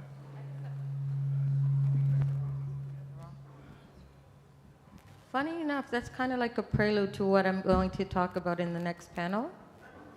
Some recommendations there. But I wouldn't mind saying one thing about us as Caribbean parents. For some reason, we have this strange idea that the less our kids know, the better, for some reason. And so we come to Canada and we think if we make them Canadianized, there's some story we have. And what we forget, I take Jamaica. Jamaica has some of the richest history, Marcus Garvey. But you know, many kids don't realize that we didn't just roll over and became slaves. We were burning the place down every few years. And the Christmas rebellion that is regarded as one of the reasons finally slavery ended was one of the greatest rebellions. But forget about that. Look at the Haitian rebellion. And if we're not proud of our own history and the resilience and the stories that our people have told us, and if we don't pass that on in the household, if we don't do that, our kids are wandering aimlessly without their roots. So I just thought I'd say that. Thank you. All right. Thank you very much. Janelle? So as you were speaking, I was just reflecting on the fact that we are in a month of observing our connection to indigenous people of Turtle Island. And so one of the things that I think is not talked about when we talk about our history is that interconnection between people of African descent in this country and in the Americas generally. And so the parallels in our story and the fact that some of those settlements that you talked about and some of the history as we understand it is intertwined. And in some cases we have, in many cases, we have people that share those identities. So I'm commenting on my reflection as you were speaking, that I think we need to do research, as you say, and ensure that as we are telling our story, we are respecting that relationship as well. And just being very conscious of that as you're speaking, I wanted to bring it to the table. Thank you, Janelle. And we have one question at the table behind. And that's it for questions for this panel. And we will take a short break, very short break, and resume with the other two panels. Thank you. Oh. My name is Marcia Haynes-Myrie. I am professor of Black resistance and organizing and educational developer, anti-oppressive and inclusive pedagogy, University of Guelph. And I just want to, in the interest of time, I won't make it a question because the two speakers before me, I think, have kind of opened the door.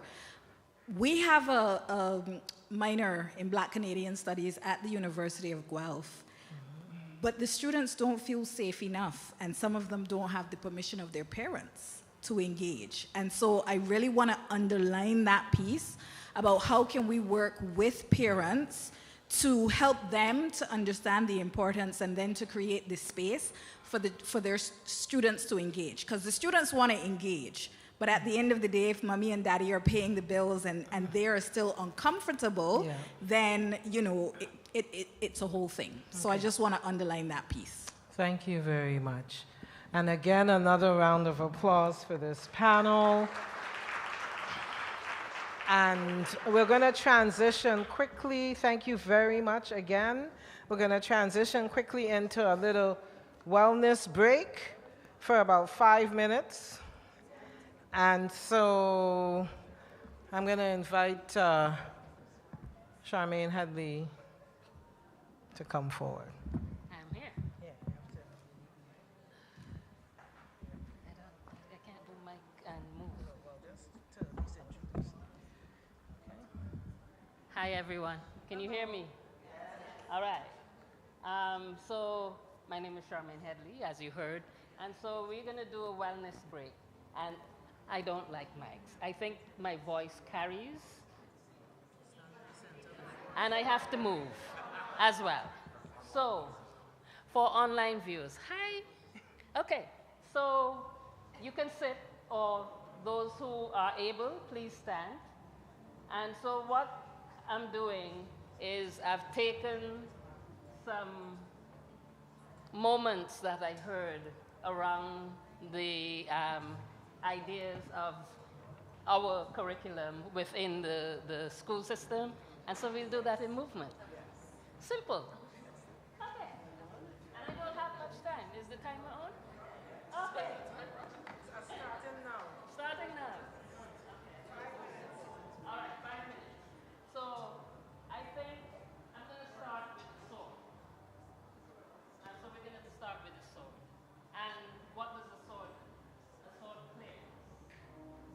people can also heal.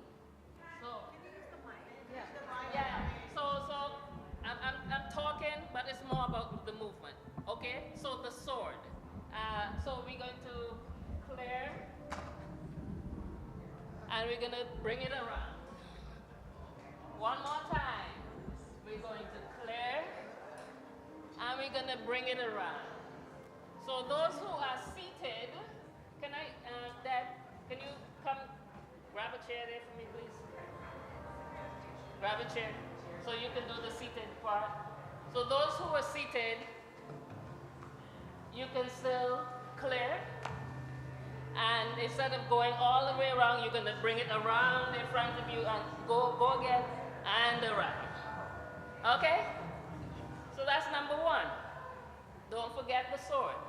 So now, I don't think that we need to insert ourselves. I think what we need to do is erase the systems that are around at this time in terms of the education system. So we're going to erase it, right? So let's move that away. So we're going to move. So you're stepping, right? You're going to step into it, right? So the sword is going to clear. We bring it around, and then we're going to step into it. Thank you, right? This is how we're going to claim space, right? That's the conversation that's happening. The other one, I'm going to take Sister Janelle's, because I love what it sounds like, the interruption of our progress, right? So for that, and that for me is this. There you go. Because it just stopped and took our breath away, right? So we're going from the top. We're going to clear and take it around. And step into the space. One more. One more. Right. So we're clearing. We're removing stuff. The interruption is happening. But what do we want to do? Say that again? Embrace. Not only embrace, though, because we're thinking of the generations, right? Empowerment and upliftment, right? The empowerment and the upliftment. So and for me, it starts from the bottom, right? We're talking about K to 12, right? So we're going to start from the bottom. Come on. We're going to start from the bottom. There you go.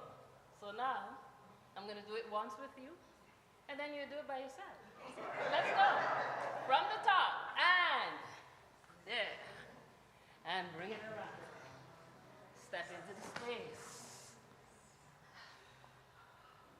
And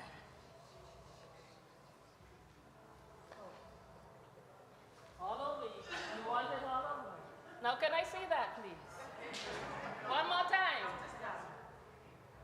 Can we capture the room as opposed to capturing me? I understand my beauty, but... Ready? And go. Yes. Bring it around. Yes. Believe it. Have intention while you do this. And let's get everyone empowered. Thank you, everyone.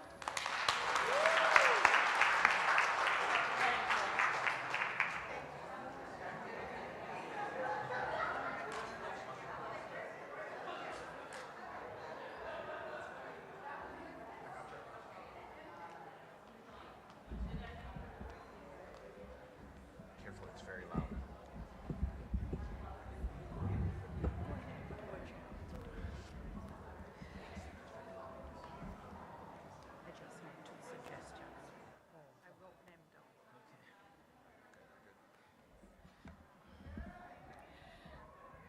Are there ministry people here?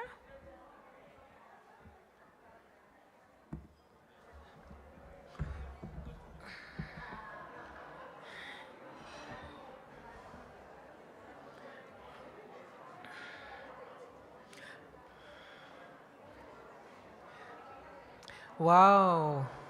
Thank you, Charmaine. That 5 minutes of that activity, how people thirsty and everything, is a good thing it wasn't 15. They even got hungry.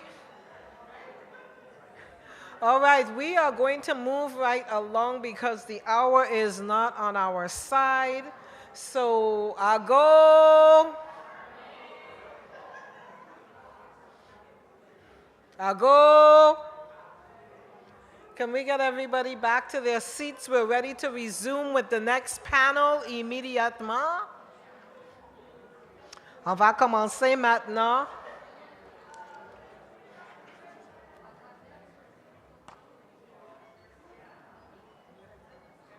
Okay. Yeah, let's go.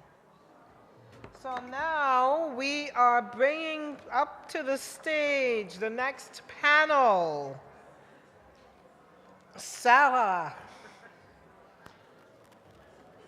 Yabom. Is it warm here? Yes. And Lisa. I'm gonna have to make, I can only give you all 6 minutes. That comes way behind. I'll zip through it. 6 minutes. Yeah. Okay. All right. So you can go ahead, and then you're gonna speak from. Non, rapidement, je vais donner le thème pour notre table ronde. C'est la diversité dans les récits et les expériences présentées. All right, so translating that is diversity in narratives uncovering stories of Black Canadian experiences. Please put your hands together for this panel and give them your undivided attention, and you'll have an opportunity to see how much of your French that you learned in school you remember. All right? Please begin. If you're moving around, may we please ask that you at least keep the volume down so that we can hear our panelists. We would appreciate that very much. Thank you.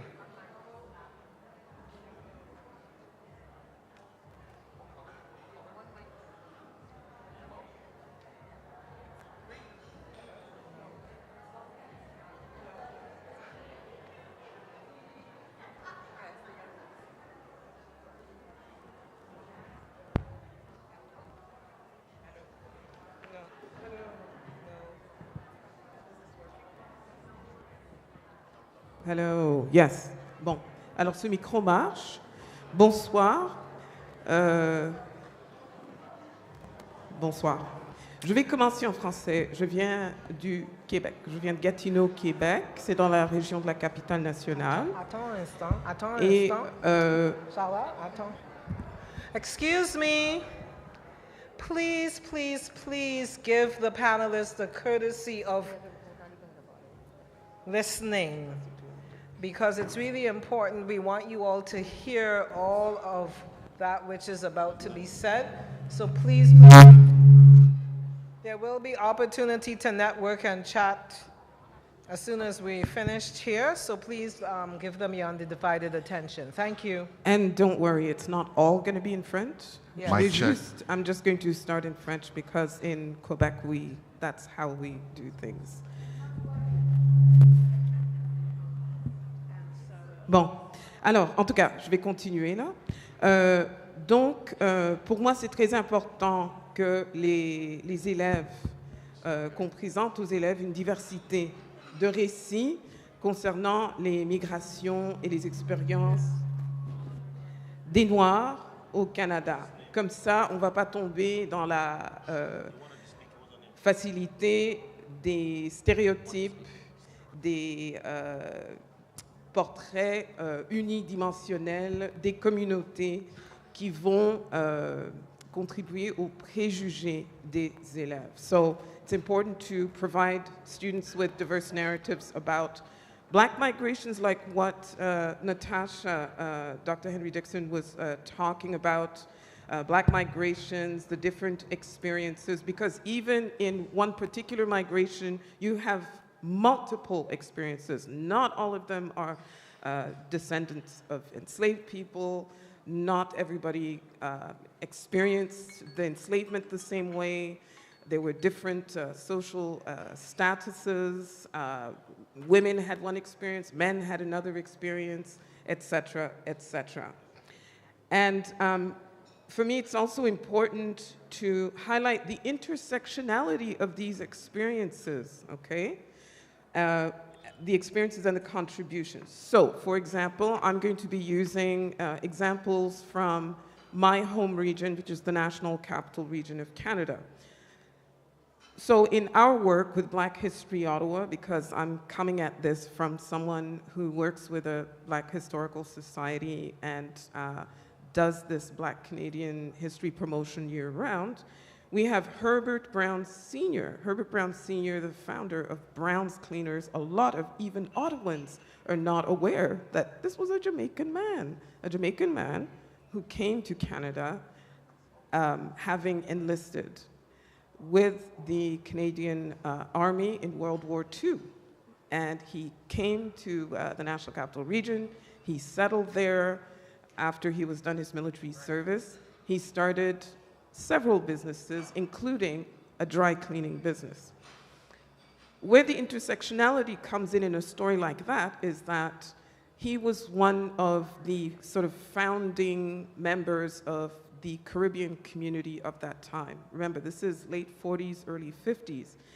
And Pops Brown, Herbert Brown's senior, right, senior, because there's a junior, senior.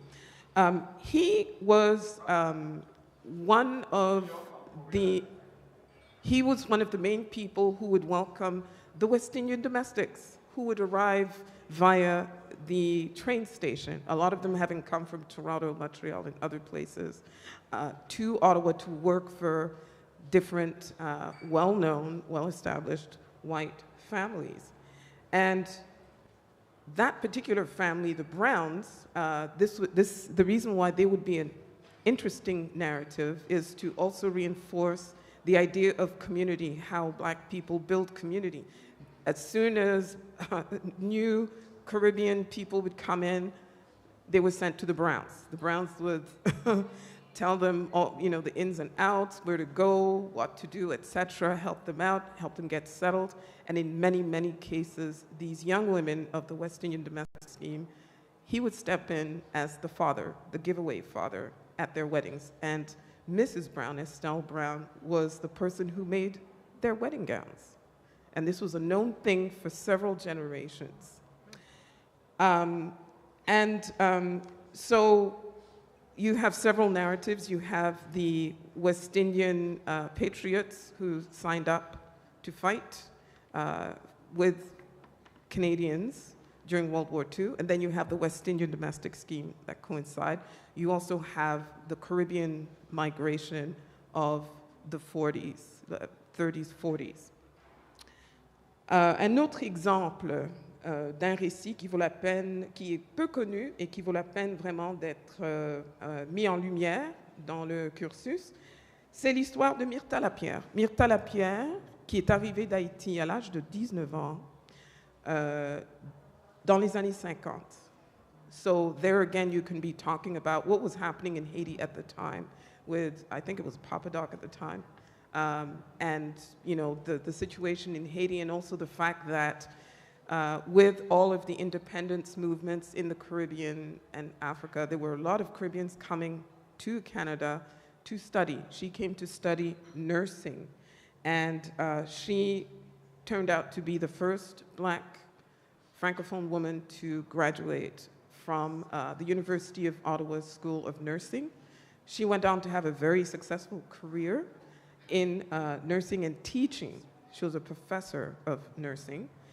And she ended up being one of the go-to people to help advocate for medical students in the university system in our region, especially Francophone Black medical students who were not passing their boards for reasons that we know, the systemic racism, also not understanding the system so well, and also not having the support to achieve the excellence that they sought.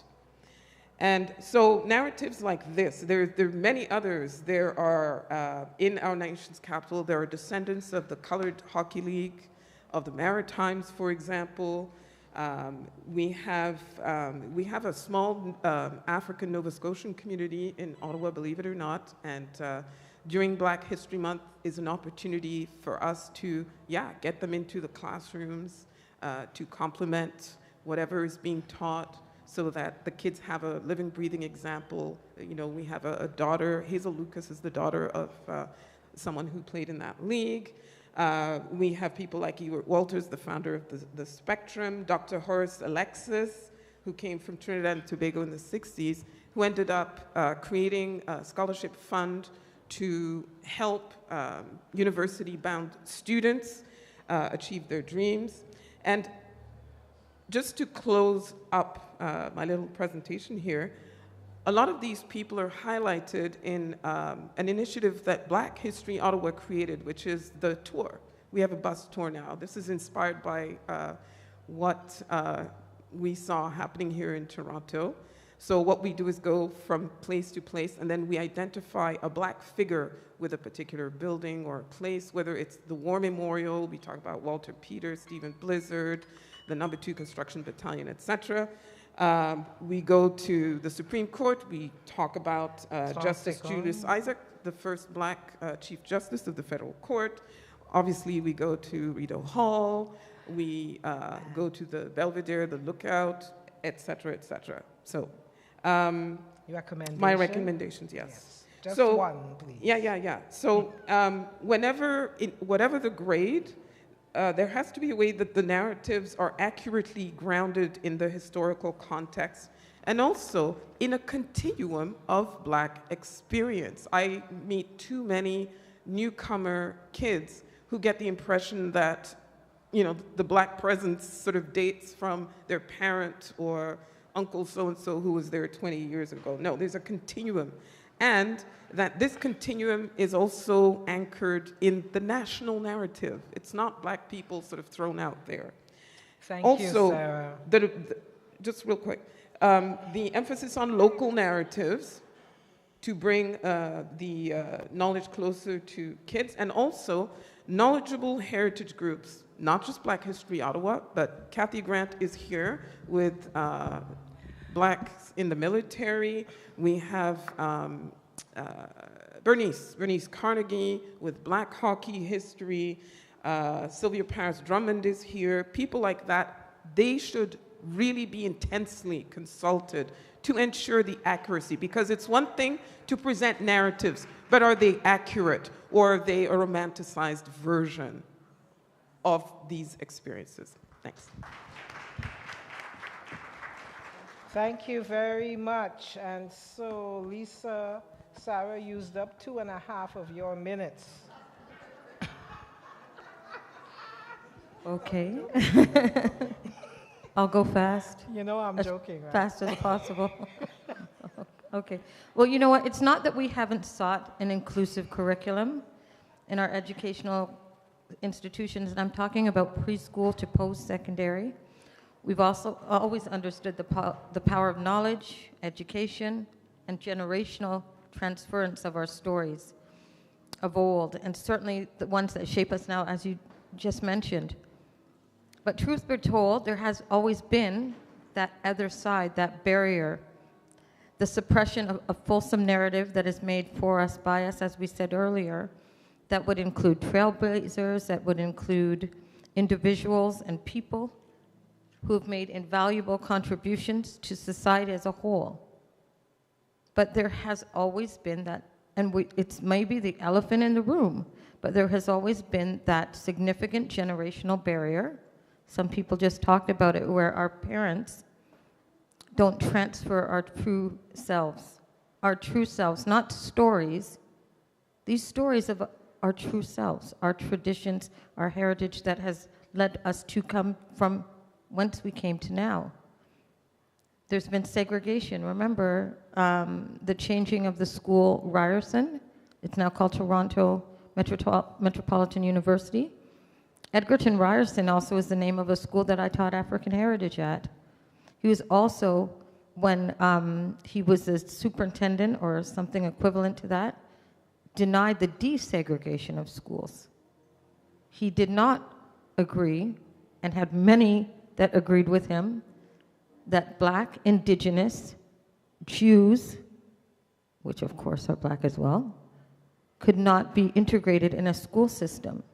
So what happened after that? You can only resist systemically for so long, so then what do? Oh, come on in. But we're going to create your curriculum, and we're going to create the narrative. And you're going to look monolithic, and you're going to look as though you have not empowered humanity. And so that brings us back. Am I doing good with kind of speeding this through? That brings us to what we have to do, what we have to task ourselves with. As I said, it wasn't that we haven't tried to create. It wasn't that we haven't created some things, like the Afrocentric school in Shepherd Public School in the TDSB, but to your point,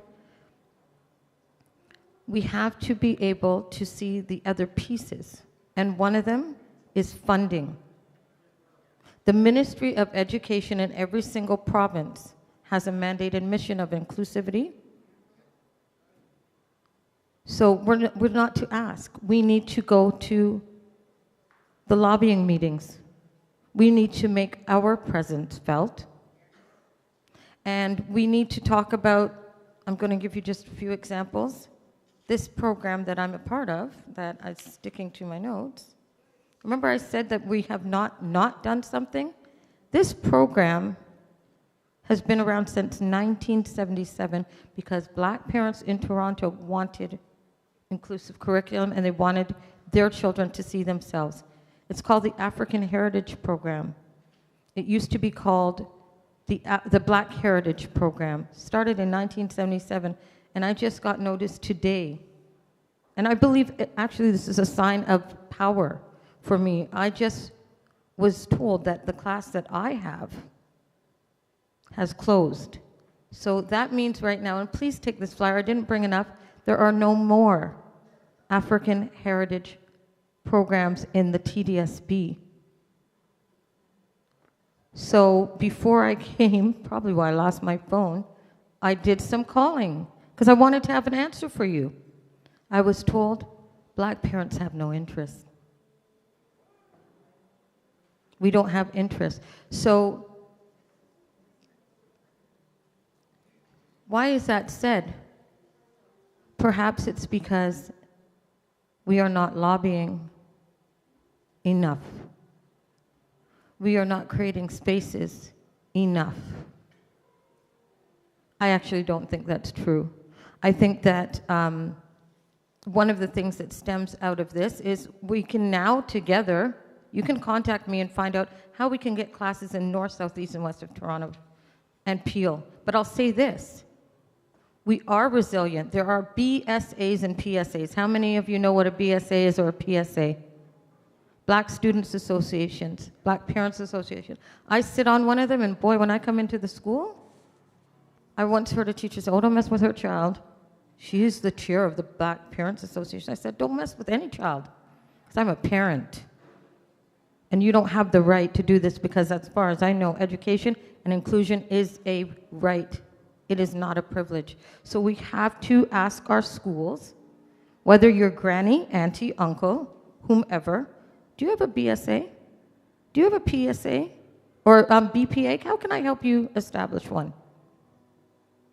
How can I get a heritage class in a school? You only need 25 registrants. That's it. They have to open it. It's a mandatory program that the Ministry of Education in Ontario provides. We have African languages. We had 30 Somali classes last year. We have one. We have one Twi. We have 2 Amharic. We were thriving. We need to go back into the school systems at the board level, attend meetings, understand what our inhibitions are, other than the big one, anti-Black racism, systemic racism, it's alive and well, and re-enter ourselves in those spaces, starting from our home, starting from preschool. My grandson, who's only 5, he will go into the school and he goes, I want to know about Black history, and I don't want to just know it in February, because I'm Bajan, Jamaican, Irish, and Canadian. 5. And he's telling his teacher, and I don't want to just learn about Malcolm X. I want to learn about my Canadian history. 5. So I think that's what we can do. We can insert ourselves, because that's our place. And we cannot let anyone tell us it's not. So that would be the recommendation.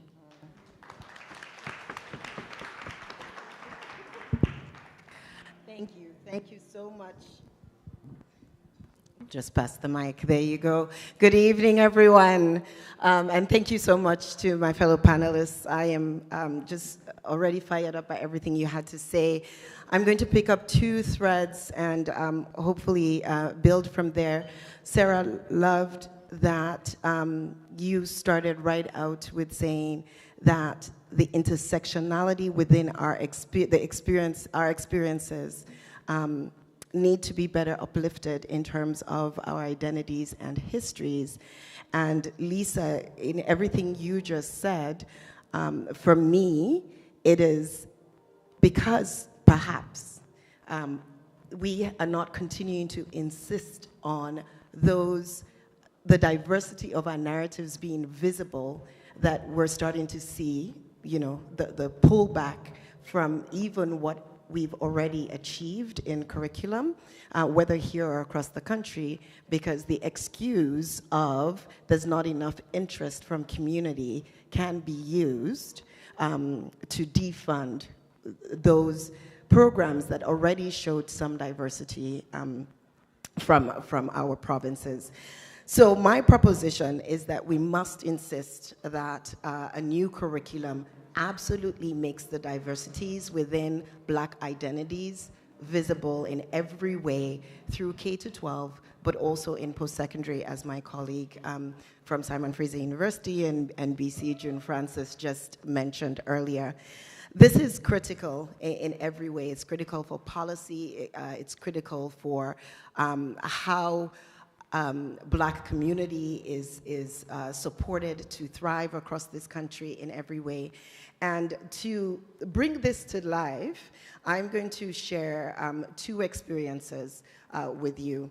One is that just after COVID in British Columbia, we had the opportunity through a project that was funded from the BC Black History Society to work on a research and community dialogue project that ended up being titled Worlds Within, the diverse identities, histories, and experiences of Black British Columbians.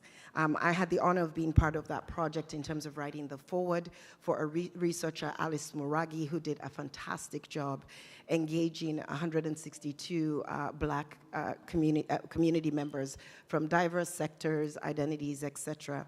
I raise this because, as June said earlier, we're the Black people in Vancouver, in British Columbia. We are 1.2% of the population in British Columbia. And this project only engaged 162 people. What I found absolutely remarkable was the fact that even in that tiny sample in British Columbia that has less than 2% Black and African descent folks, the fullness of the diversities within our narratives was on display. And in fact, that is why the report ended up being titled Worlds Within. We literally had Black and African descent folks born on every continent represented in that report. Folks from around the world, and in the dialogues, it became very clear that what people were hungry for and thirsty for was for their unique and intersectional identities to be heard and uplifted and to be included in the report. So take, for example, my life.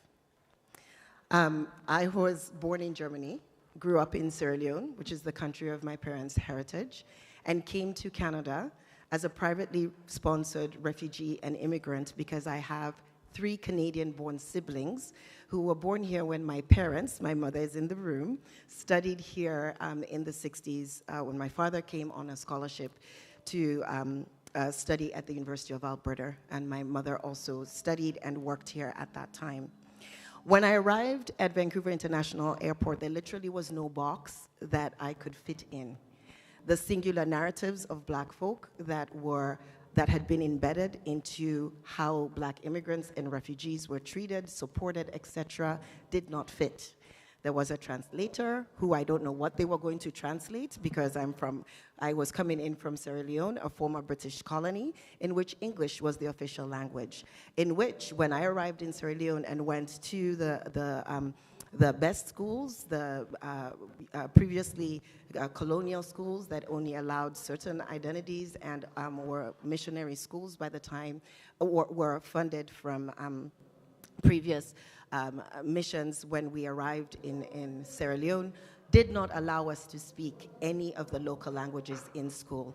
A fact that I had buried so deep, I didn't remember until we started looking at Canadian Indigenous history, and I started learning more, and I suddenly realized, oh, this was done to me too.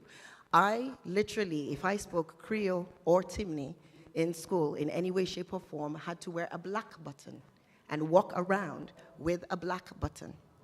So I am raising these conversations here to remind us these histories are present day. They impact us today. It is all of us. And we need to make sure that the intersectionalities of how we arrived here and how we've come to be in Canada are visible so that our policies reflect that. I did not need, in my case, to be advised to go do TOEFL. I needed to be supported to figure out how to transfer my credits into post-secondary. None of this was available to me. I had to figure it out through family and community, and thankfully I had the resources to get there. I know community members who arrived without the resources that were available to me. I'm thankful for those privileges, and were never able to complete post-secondary education. Today I have returned to the university, one of the few that had the least barriers to entry, Simon Fraser University. And I'm in a senior leadership vice president role there, which would never have been possible if I was not able to access the resources available to me, jump all the hoops, and get back into post-secondary, which I had started in Sierra Leone before I arrived. So, to end this piece, my advocacy and encouragement is to remember that the intersectionalities and the connections between our identities must be documented.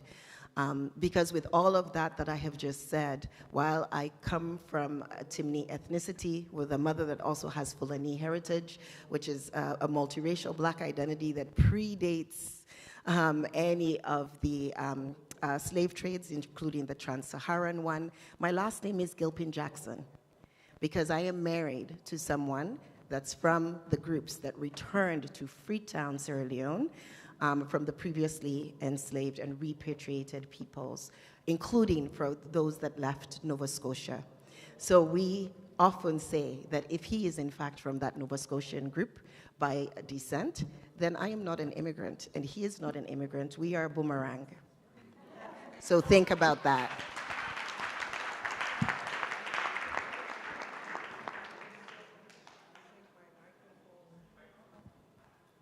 Been muted.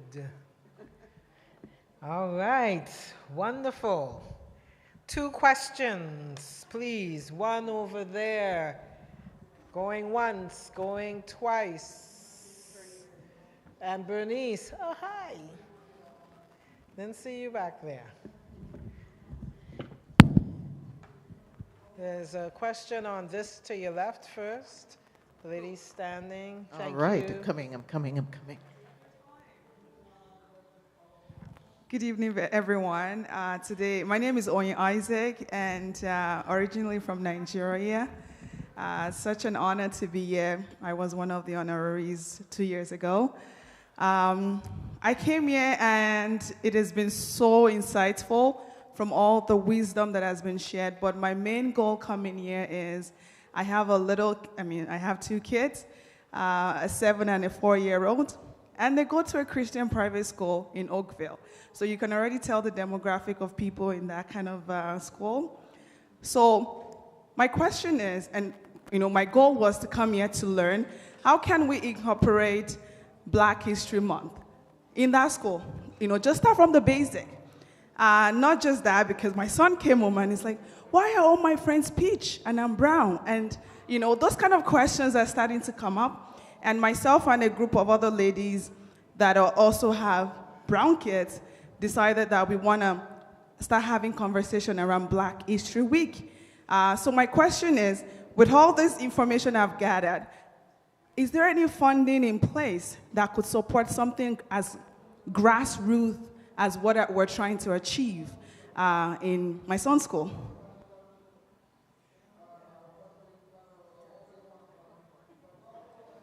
Thank you.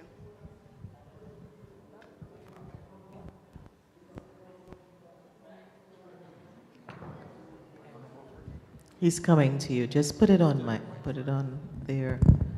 There we go. So real quick, first of all, funding, no. Funding should not be a barrier. What Black History Ottawa often, trust me, starting in November, we already start getting requests like yours, where they want to know, there's nothing in our schools, what can we do? Is there funding? No. You have to sort of do it yourself.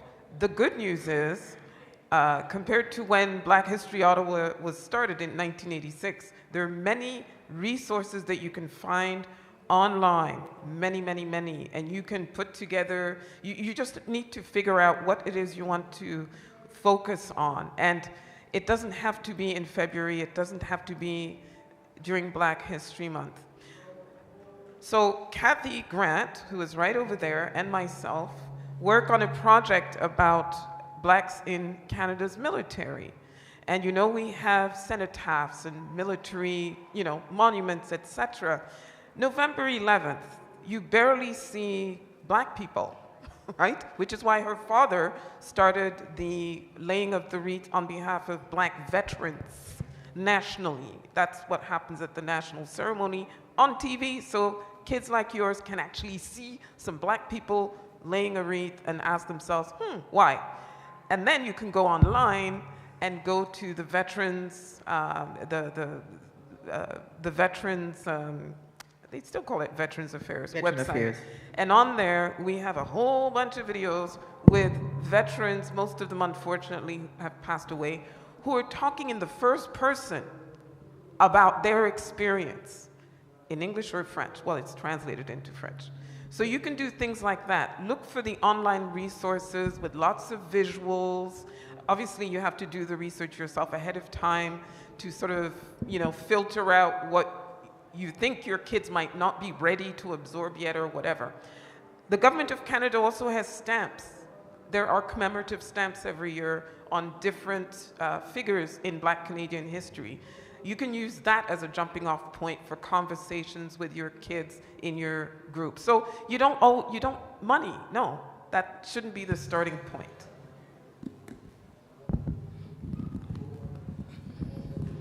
All right, I'm timing your response. Well, it's okay. I think you covered it in terms of resources. Seconds. I think I was really just going to encourage you, and I'm happy to talk after. I started advocating at my kids' schools when my 5-year-old started asking me things like, what do I say when people ask me where I'm from? The Canadian-born Black kid, second generation, already having to contend with that. Long and short, the sad part is I've been advocating at every school, and it spits and starts. Sometimes it happens, sometimes it doesn't, and it hasn't been taken up in the way that we would have liked from what we've been advocating for. So do it yourself in every way you can. My mother was just saying as we were sitting there, as someone said up here, bring those grandparents into the room, bring your grandparents' stories home. Document your stories, write your stories, build that pride in culture and identity. It is what our children need, and we need to do more of it every day. Thank you. Bernice? Hi, everybody. Hello. Happy to see many of you. I just want to say thank you for sharing the information you have, and I'd like to reinforce that. I am one of the community members who keeps sharing our family story, and you do have to do it yourself. This is one of the manuals that I have done on my family.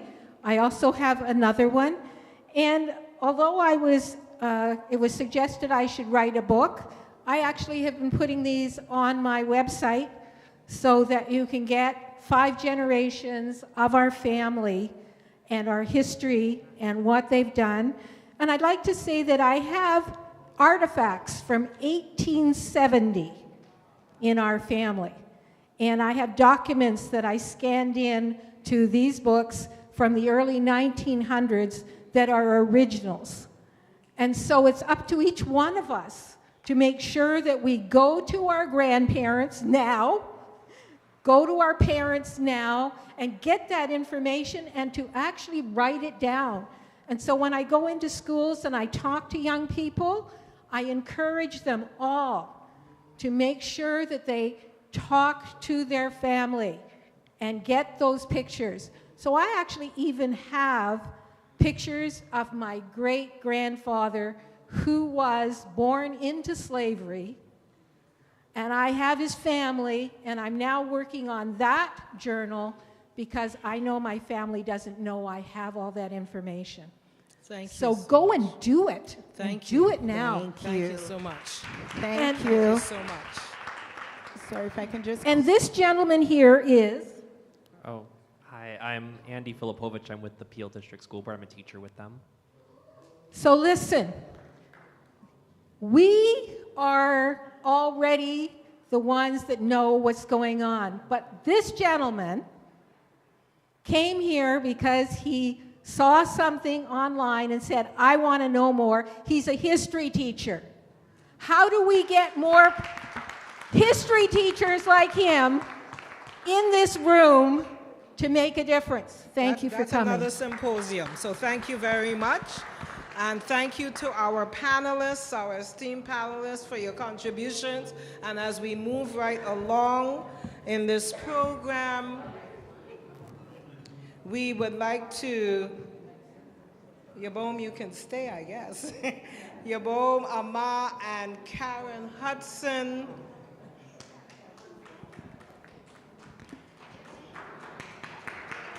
Embracing cultural heritage and identity in Black Canadian communities.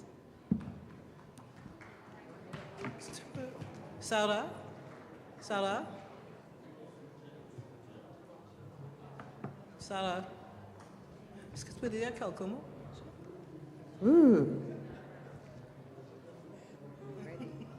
Bon, alors la dernière table ronde, le thème c'est embrasser son héritage culturel et son identité dans les communautés noires au Canada.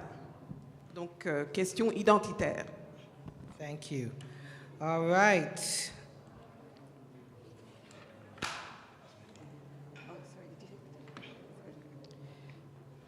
Moving right along with your 6 minutes.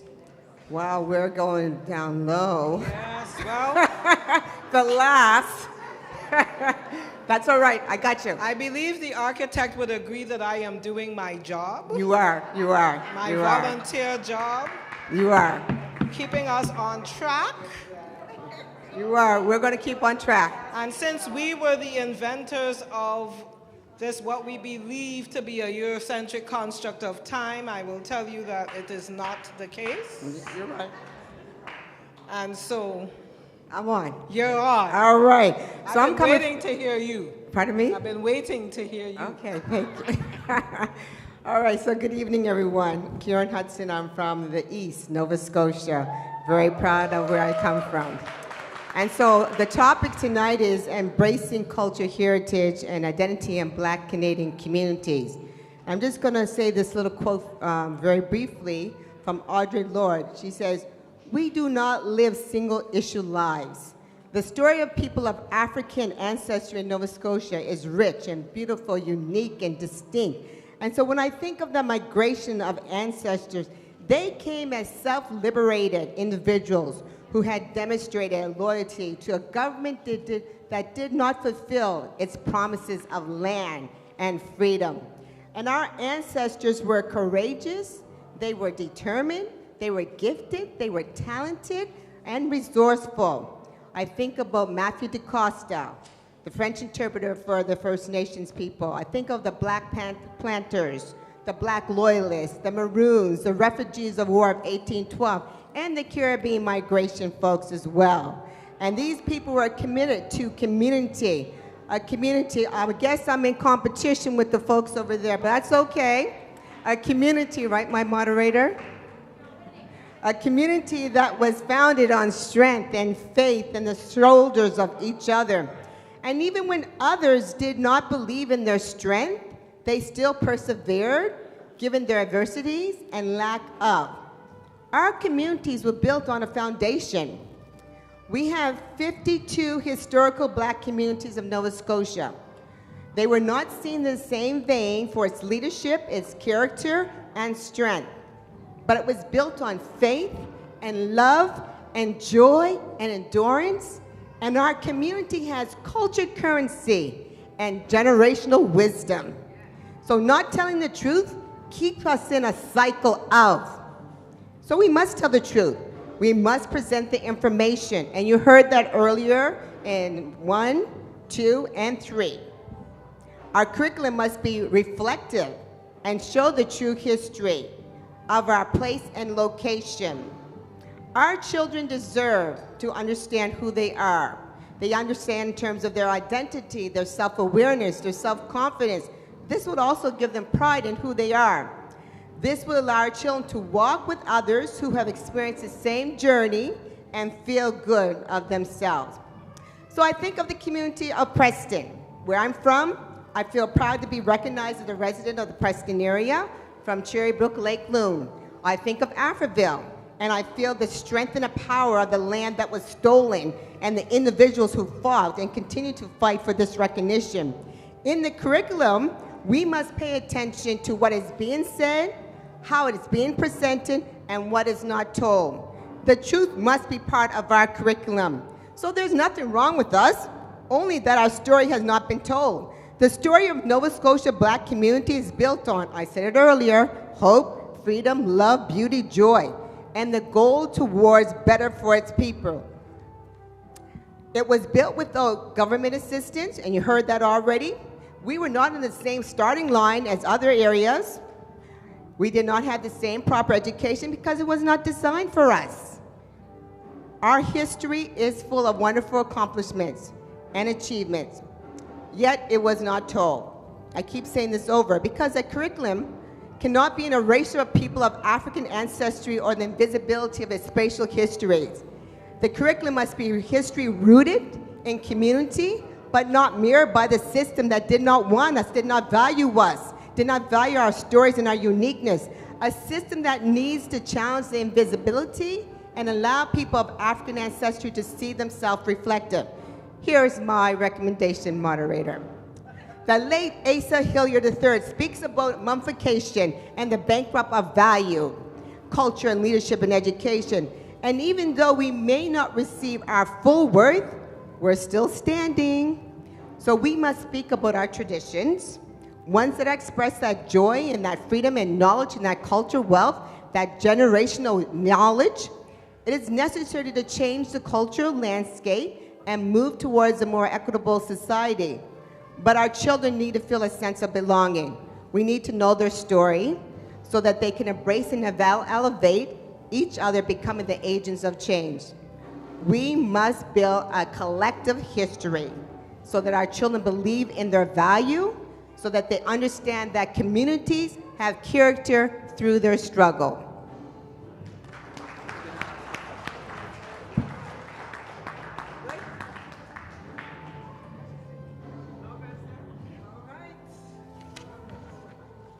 Excellent.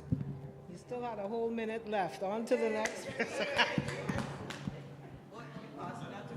Yes. She giving me an extra minute. No, I didn't say that. Let me be clear in my communication. I didn't say you had 7 minutes. You still have 6. Thank you. Yes. What I'm going to do is I'm just going to precede that. Yeah. I'm going to say the word Sankofa and see who will answer me back there. Sankofa. Let me hear somebody say it. Hey, where you are? Sankofa. Sankofa. Sankofa. Yes. That's a word from Ghana. You remember Kweku Anansi from Ghana? The word Sankofa is represented by a bird, chest forward, head turning back. You can't know where you're going if you don't know where you come from. June Francis talked about that. Other people talked about that. Here, we've already heard it talked about. Very, very important. Very, very important.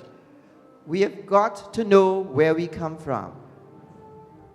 Marcus Garvey says, a people without knowledge of their past history, origin, and culture is like a tree without roots. We know a tree can't stand unless it has its roots. And so, it's roots and culture. I was asked to focus on the Caribbean, but it's going to be difficult at one point. I'm going to bring in other people. Our children and our youth, as we know, are the center of our life. We have to teach them who we are. We cannot hold over our head this fear of saying the word Africa. Come on, we're true. Let's be honest. Okay? So many of us are afraid to say the word Africa. So many people look at me and say, but you're not African. I say, darling, when I left home, I was black, of African descent. So unless something happened between when I left home and here, I'm still the same black of African descent. Hello? Okay, all right. Stop defining me, I define myself. Let us help our children define who they are. Okay, and let's stop the nonsense. Okay, we are weakening ourselves. We come from a powerful group of people. We're talking about Nani, the maroon in Jamaica, Kojo in Jamaica, Coffee in Guyana, and so many maroons. The maroons in Jamaica were never slaves. They didn't free themselves from slavery. They arrived, took to the hills, and kept the colonizers away until they had to sign a treaty with them. That's the stock we come from. Every island had a Nani and a Kojo. So please, let's remember that. And that's why I'm going to start with Caribana. I'm not talking about the whining. I'm talking about the culture. Come on, get the mind out of there. Okay, now why am I starting with Caribana? Because Caribana comes from out of the Caribbean. And from out of the Caribbean, it came from West Africa. And a lot of us think it's mainly Ghana. No, Nigeria. A lot of it is from Nigeria, Sierra Leone, and those places. I'm doing work with Henry Gomez, checking the time, with Henry Gomez on a documentary on Caribana. Why? It's mainly for the children, because I want them to know we are a powerful people. And we must be proud of who we are. And if it's one thing we share in the entire Caribbean, it's masquerade. The colonizers changed the name to Carnival, which is a totally different meaning, but it's masquerade. Because the mask was supposed to give you that connection to the spirit world. Some of you might know it, but the African kings and queens could not do anything to the masquerade kings and queens. Because the masquerade kings and queens were allowed to criticize them as they wanted, because they had that connection with the spirit world. Calypso, Kaiso, reggae. I remember this very prominent prime minister from Trinidad who wanted to close down a radio station because a Calypso came out against him. And CARICOM, which is a regional body in the Caribbean, wrote and said to him, you can't touch them because Calypso is following the tradition. And he backed off and the station never closed. Very important. We tell our children this. Very, very important. When we're talking about this for Canada, you know, they always say we're here taking. No, we're not here taking. Let me explain something to you. Economics culture. Tell your children. The Price Waterhouse, which is one of the top accounting firms in Canada, the City Economic Task Force, and the Toronto Metropolitan University, prior times it was Ryerson, they did a study. So it wasn't us, sorry, but it was white people who did the study. And they said $300 million were coming in the 90s out of the Caribbean Festival. 300 million. Not to talk about the hotels and all those places. They thought the floodgates of money had flowed in from the Caribbean. In 2012, another one was done by the Toronto Metropolitan University that said $432 million was coming in from us. Hey, not 6 minutes yet. We are builders. We are builders. We are not takers. We're contributing, and the tax dollars that our working parents and grandparents are paying into this community is paying forward the entire province and the entire Canada. Now let's go to, okay, the music, the culture is strong. Our current people fought and got independence. We had to fight for it, but we got the independence in the Caribbean. We're coming here with that strength. Because you know, when we got up in the morning, our prime minister was black, our doctors were black, our teachers were black. When we turned on the radio and the television, it was our music. We had that strength. When we come here, the children do not get it by osmosis. I had a woman at the Caribbean Catholic Church stand up very recently in tears. She was in her 40s, she was from Jamaica. And she said, until I went back to Jamaica, I never knew who I was. We've got to tell our children who we are. And your recommendation is? Boy, I know where she lives, you know. And I know where Donna lives too. There is a lot more. However, my recommendation is this. We come from the same source. Whether we were born here just a while ago, we were born here several years ago, we come out of the African continent recently, we come out of the Caribbean, let us link hands. I call on Blackhurst Cultural Center. That is powerful. Please visit Blackhurst Cultural Center. Please visit Blackhurst Cultural Center. Bathurst and Bloor. Shakers,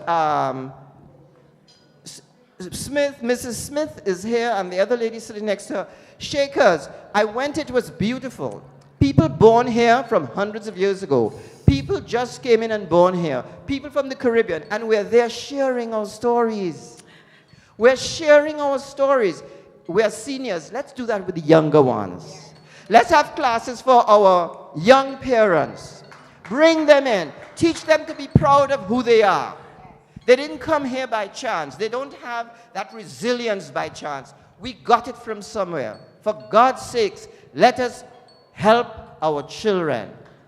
Please let us help our children. Thank you.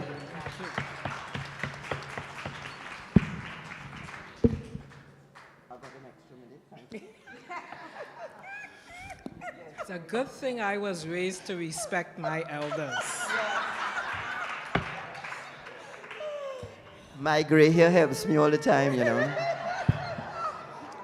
All right. I will give her notice at 4 minutes, please, timekeeper. I will try.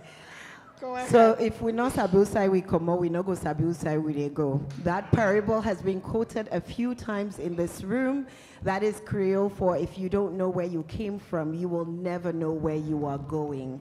It is the opening parable in one of the books that I have written from a fiction creative writing perspective, the moment in which I stood in front of a conference giving a talk on Black identities and intersectionalities to the social, a place in society, and realized that who I wanted to be talking to was our communities, and who I wanted to be in dialogue with was our communities.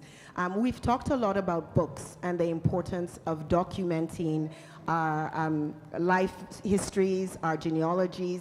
Thank you, Mama, who spoke about the work that you've done. Bless you for that work. I've mentioned my mom. She's also written 3 books about our family's history for her grandchildren, and I am forever indebted and grateful because my children have that documented history. So we've talked about that in terms of raising, shoring up our children. I want to end with this panel by saying this panel is on embracing cultural heritage and identity. It is literally life-giving. It is balm for our children and for ourselves. I can tell you that after all the confusion of landing and settling and going to Simon Fraser University as a student, I started healing from all the impacts of suddenly being treated like a refugee in the world. And I can tell you other stories about that. When I started hanging out again with global Black community, first on campus and then around BC, when I started engaging in community, when I found a church community that had a lot of Black folk going there and we could talk about all the things, faith, family, and community healed me. It is life-giving for our children. It is not just about writing the books, it's about what it does. So I'm going to end with this. I was on a panel for a conference for Black women earlier this year. I was giving a keynote for that conference. I stepped off the stage, and this young Black woman walked up to me and said in a very small voice, "Can I give you a hug?" And I said, "Absolutely." And she goes to hug me, puts her arms around me, and she is shaking. She is shaking. I can feel the tremors through her body, and she starts crying. And she says, "You have no idea what you have done in my life. I don't know this woman." She said, "I was about to quit uni. I could not connect to the things I was reading in school. I could not connect to the literature. My mental health was in shreds. I was about to leave. By chance, I ran into your book. Someone gave it to me. It was a short story collection, so fictionalized stories of our Black lived experiences and identities." She said, "I read that book. I woke up. I wrote the next essay for my class. I got an A, and I stayed in school." Her mother was standing behind her, and she came right up and said, "Can I also hug you? You saved my daughter's life." Those were strong words, and I felt a way hearing that. Those were strong words, but that is the impact of a curriculum where our children see representations of themselves in classrooms from kindergarten to university. So the recommendation that we need to bring community into the room, we heard it earlier, bring it in the books, bring it in the living sheroes and heroes, and what was the acronym earlier, the swords. Bring it in all the ways you can, because it is literally life-giving to our communities. We've done a lot of heady stuff today, and we've been chasing the clock, but I'm going to end with this really, really short reading from one of my fiction writings. It's really short. It's flash fiction. It's designed to tell a story in a few words. You'll recognize the themes I was trying to go for, but I'm ending with this as an ode to love for all of us as community. You all, I love us, and we have to love ourselves more than the world can give us, because we already know what that looks like. So we need to show up and love each other and find our places of connection and unity to move ourselves forward.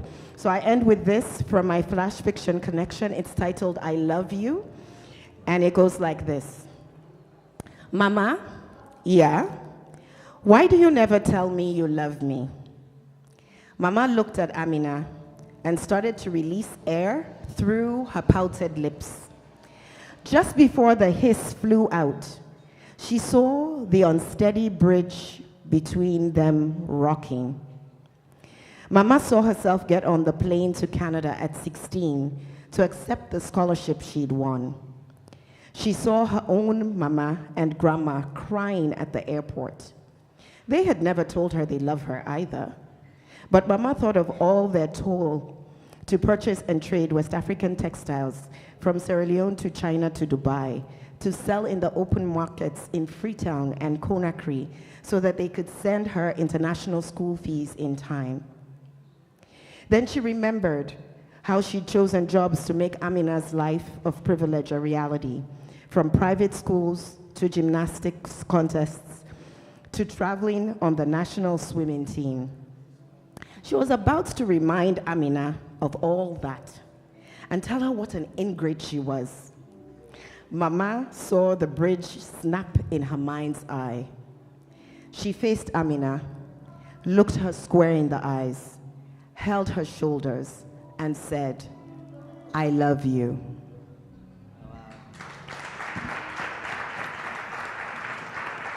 Wonderful.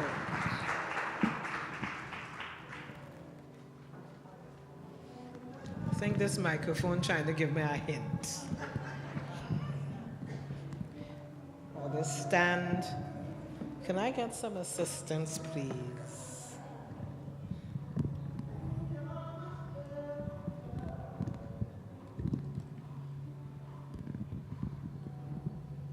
All right. Another round of applause with lots of energy and appreciation for the wonderful words of wisdom. May I ask all the other panelists to come on stage, please?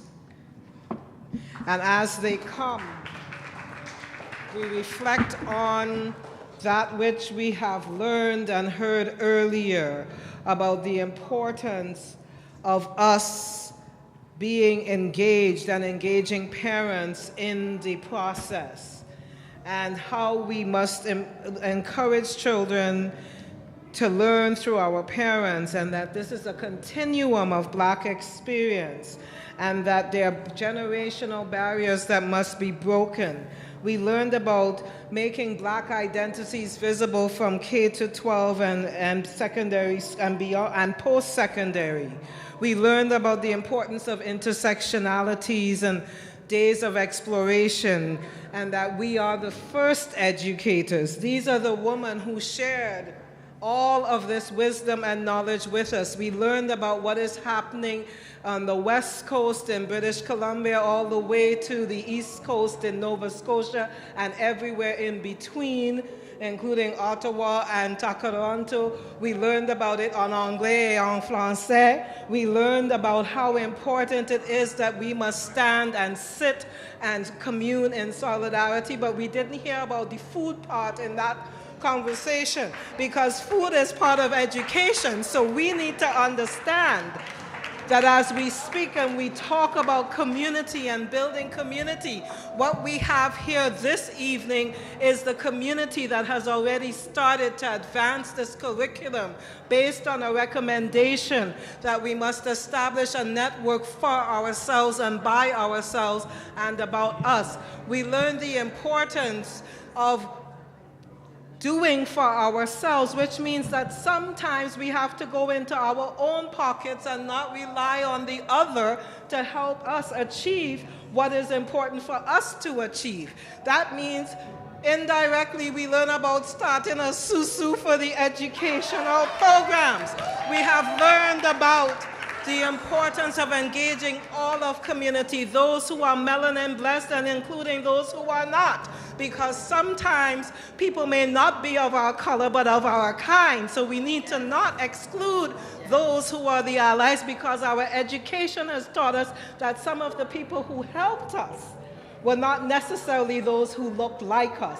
So it is important that we must collectively move forward in the spirit of Ubuntu, in the spirit of cooperative economics, in the spirit of collective work and responsibility, and in the spirit of unity. I thank you very much for allowing me this opportunity to be your moderator this evening. Thank you to our panelists. And now would like to invite Dr. Denise O'Neill Green to the stage. Is that correct? Yes? To give us our closing remarks. Thank you all so very much. I am now complete. Thank you.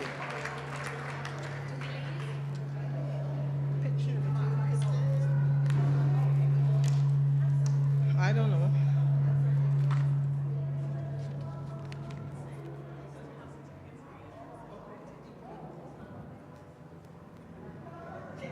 Good evening, everyone. Good evening.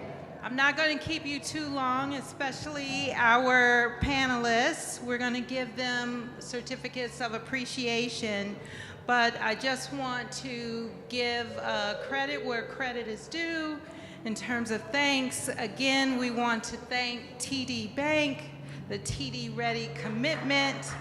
Yes, we can do a clap here and there. Also, Heritage Canada for supporting our event this evening.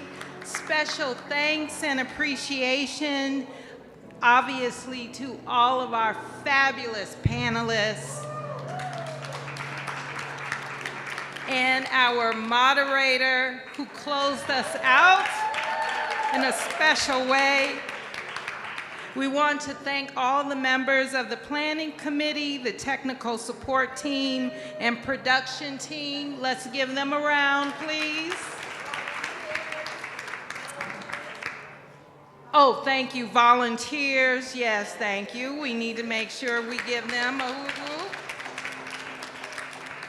But I would be remiss if I did not say thank you to my colleague, co-founder, co-author, and architect, Donna Jones Simmons.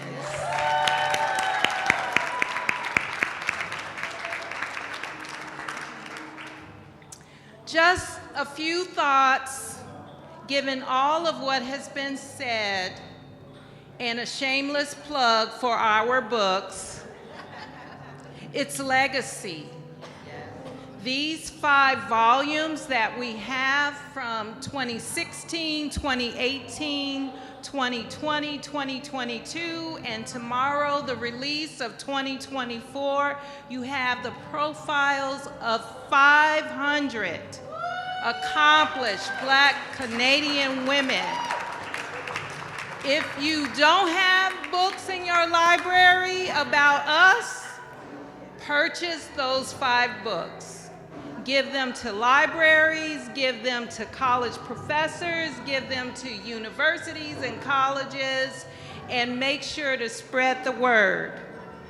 I was told when I shared that I was a part of this project, 100 accomplished Black Canadian women, and I was asked, are there more than 100? They had no idea that there were so many accomplished Black Canadian women in this country, and we proved them wrong this evening. So, on behalf of the Honorable Dr. Jean Augustine, Donna Jones Simmons, and myself, I thank you all for being here with us this evening, and your presence has made it a resounding success, and I will be giving the certificates. All right, let's see how we're going to do this. For Amar, so Malcolm, oh, there she is. Amar Harris.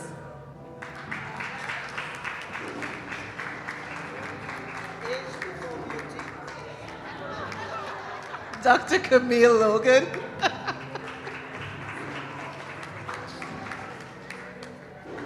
Elder Janelle Scarrett.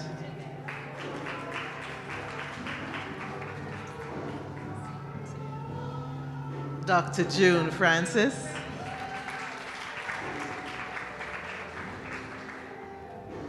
Dr. Karen Hudson.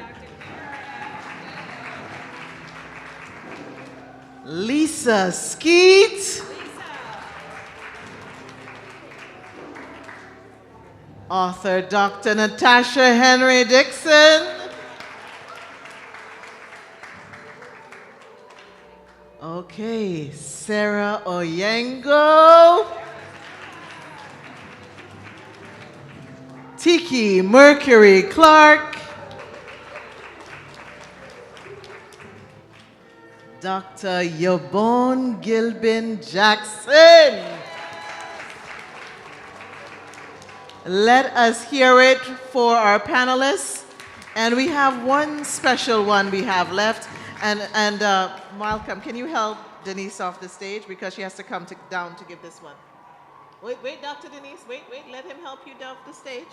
We got gentlemen in the house. We like to keep it. And she's looking, she doesn't even realize we're giving it to her. Floydine Charles Friedel, the moderator of moderators. Thank you for your moderation. This brings us to the end of this evening. Be sure to network with each other. Remember, tomorrow you have the red carpet. Honorees, you are going to be coming into this hall, which is the South Hall. If you are not an honoree, we invite you to join us in the North Hall, where all the music is happening right now. That's where we're going to be. And then we will come together as one, celebrating 100 Black Canadian women, 2024, 500 women we are celebrating across Canada. Thank you and good night.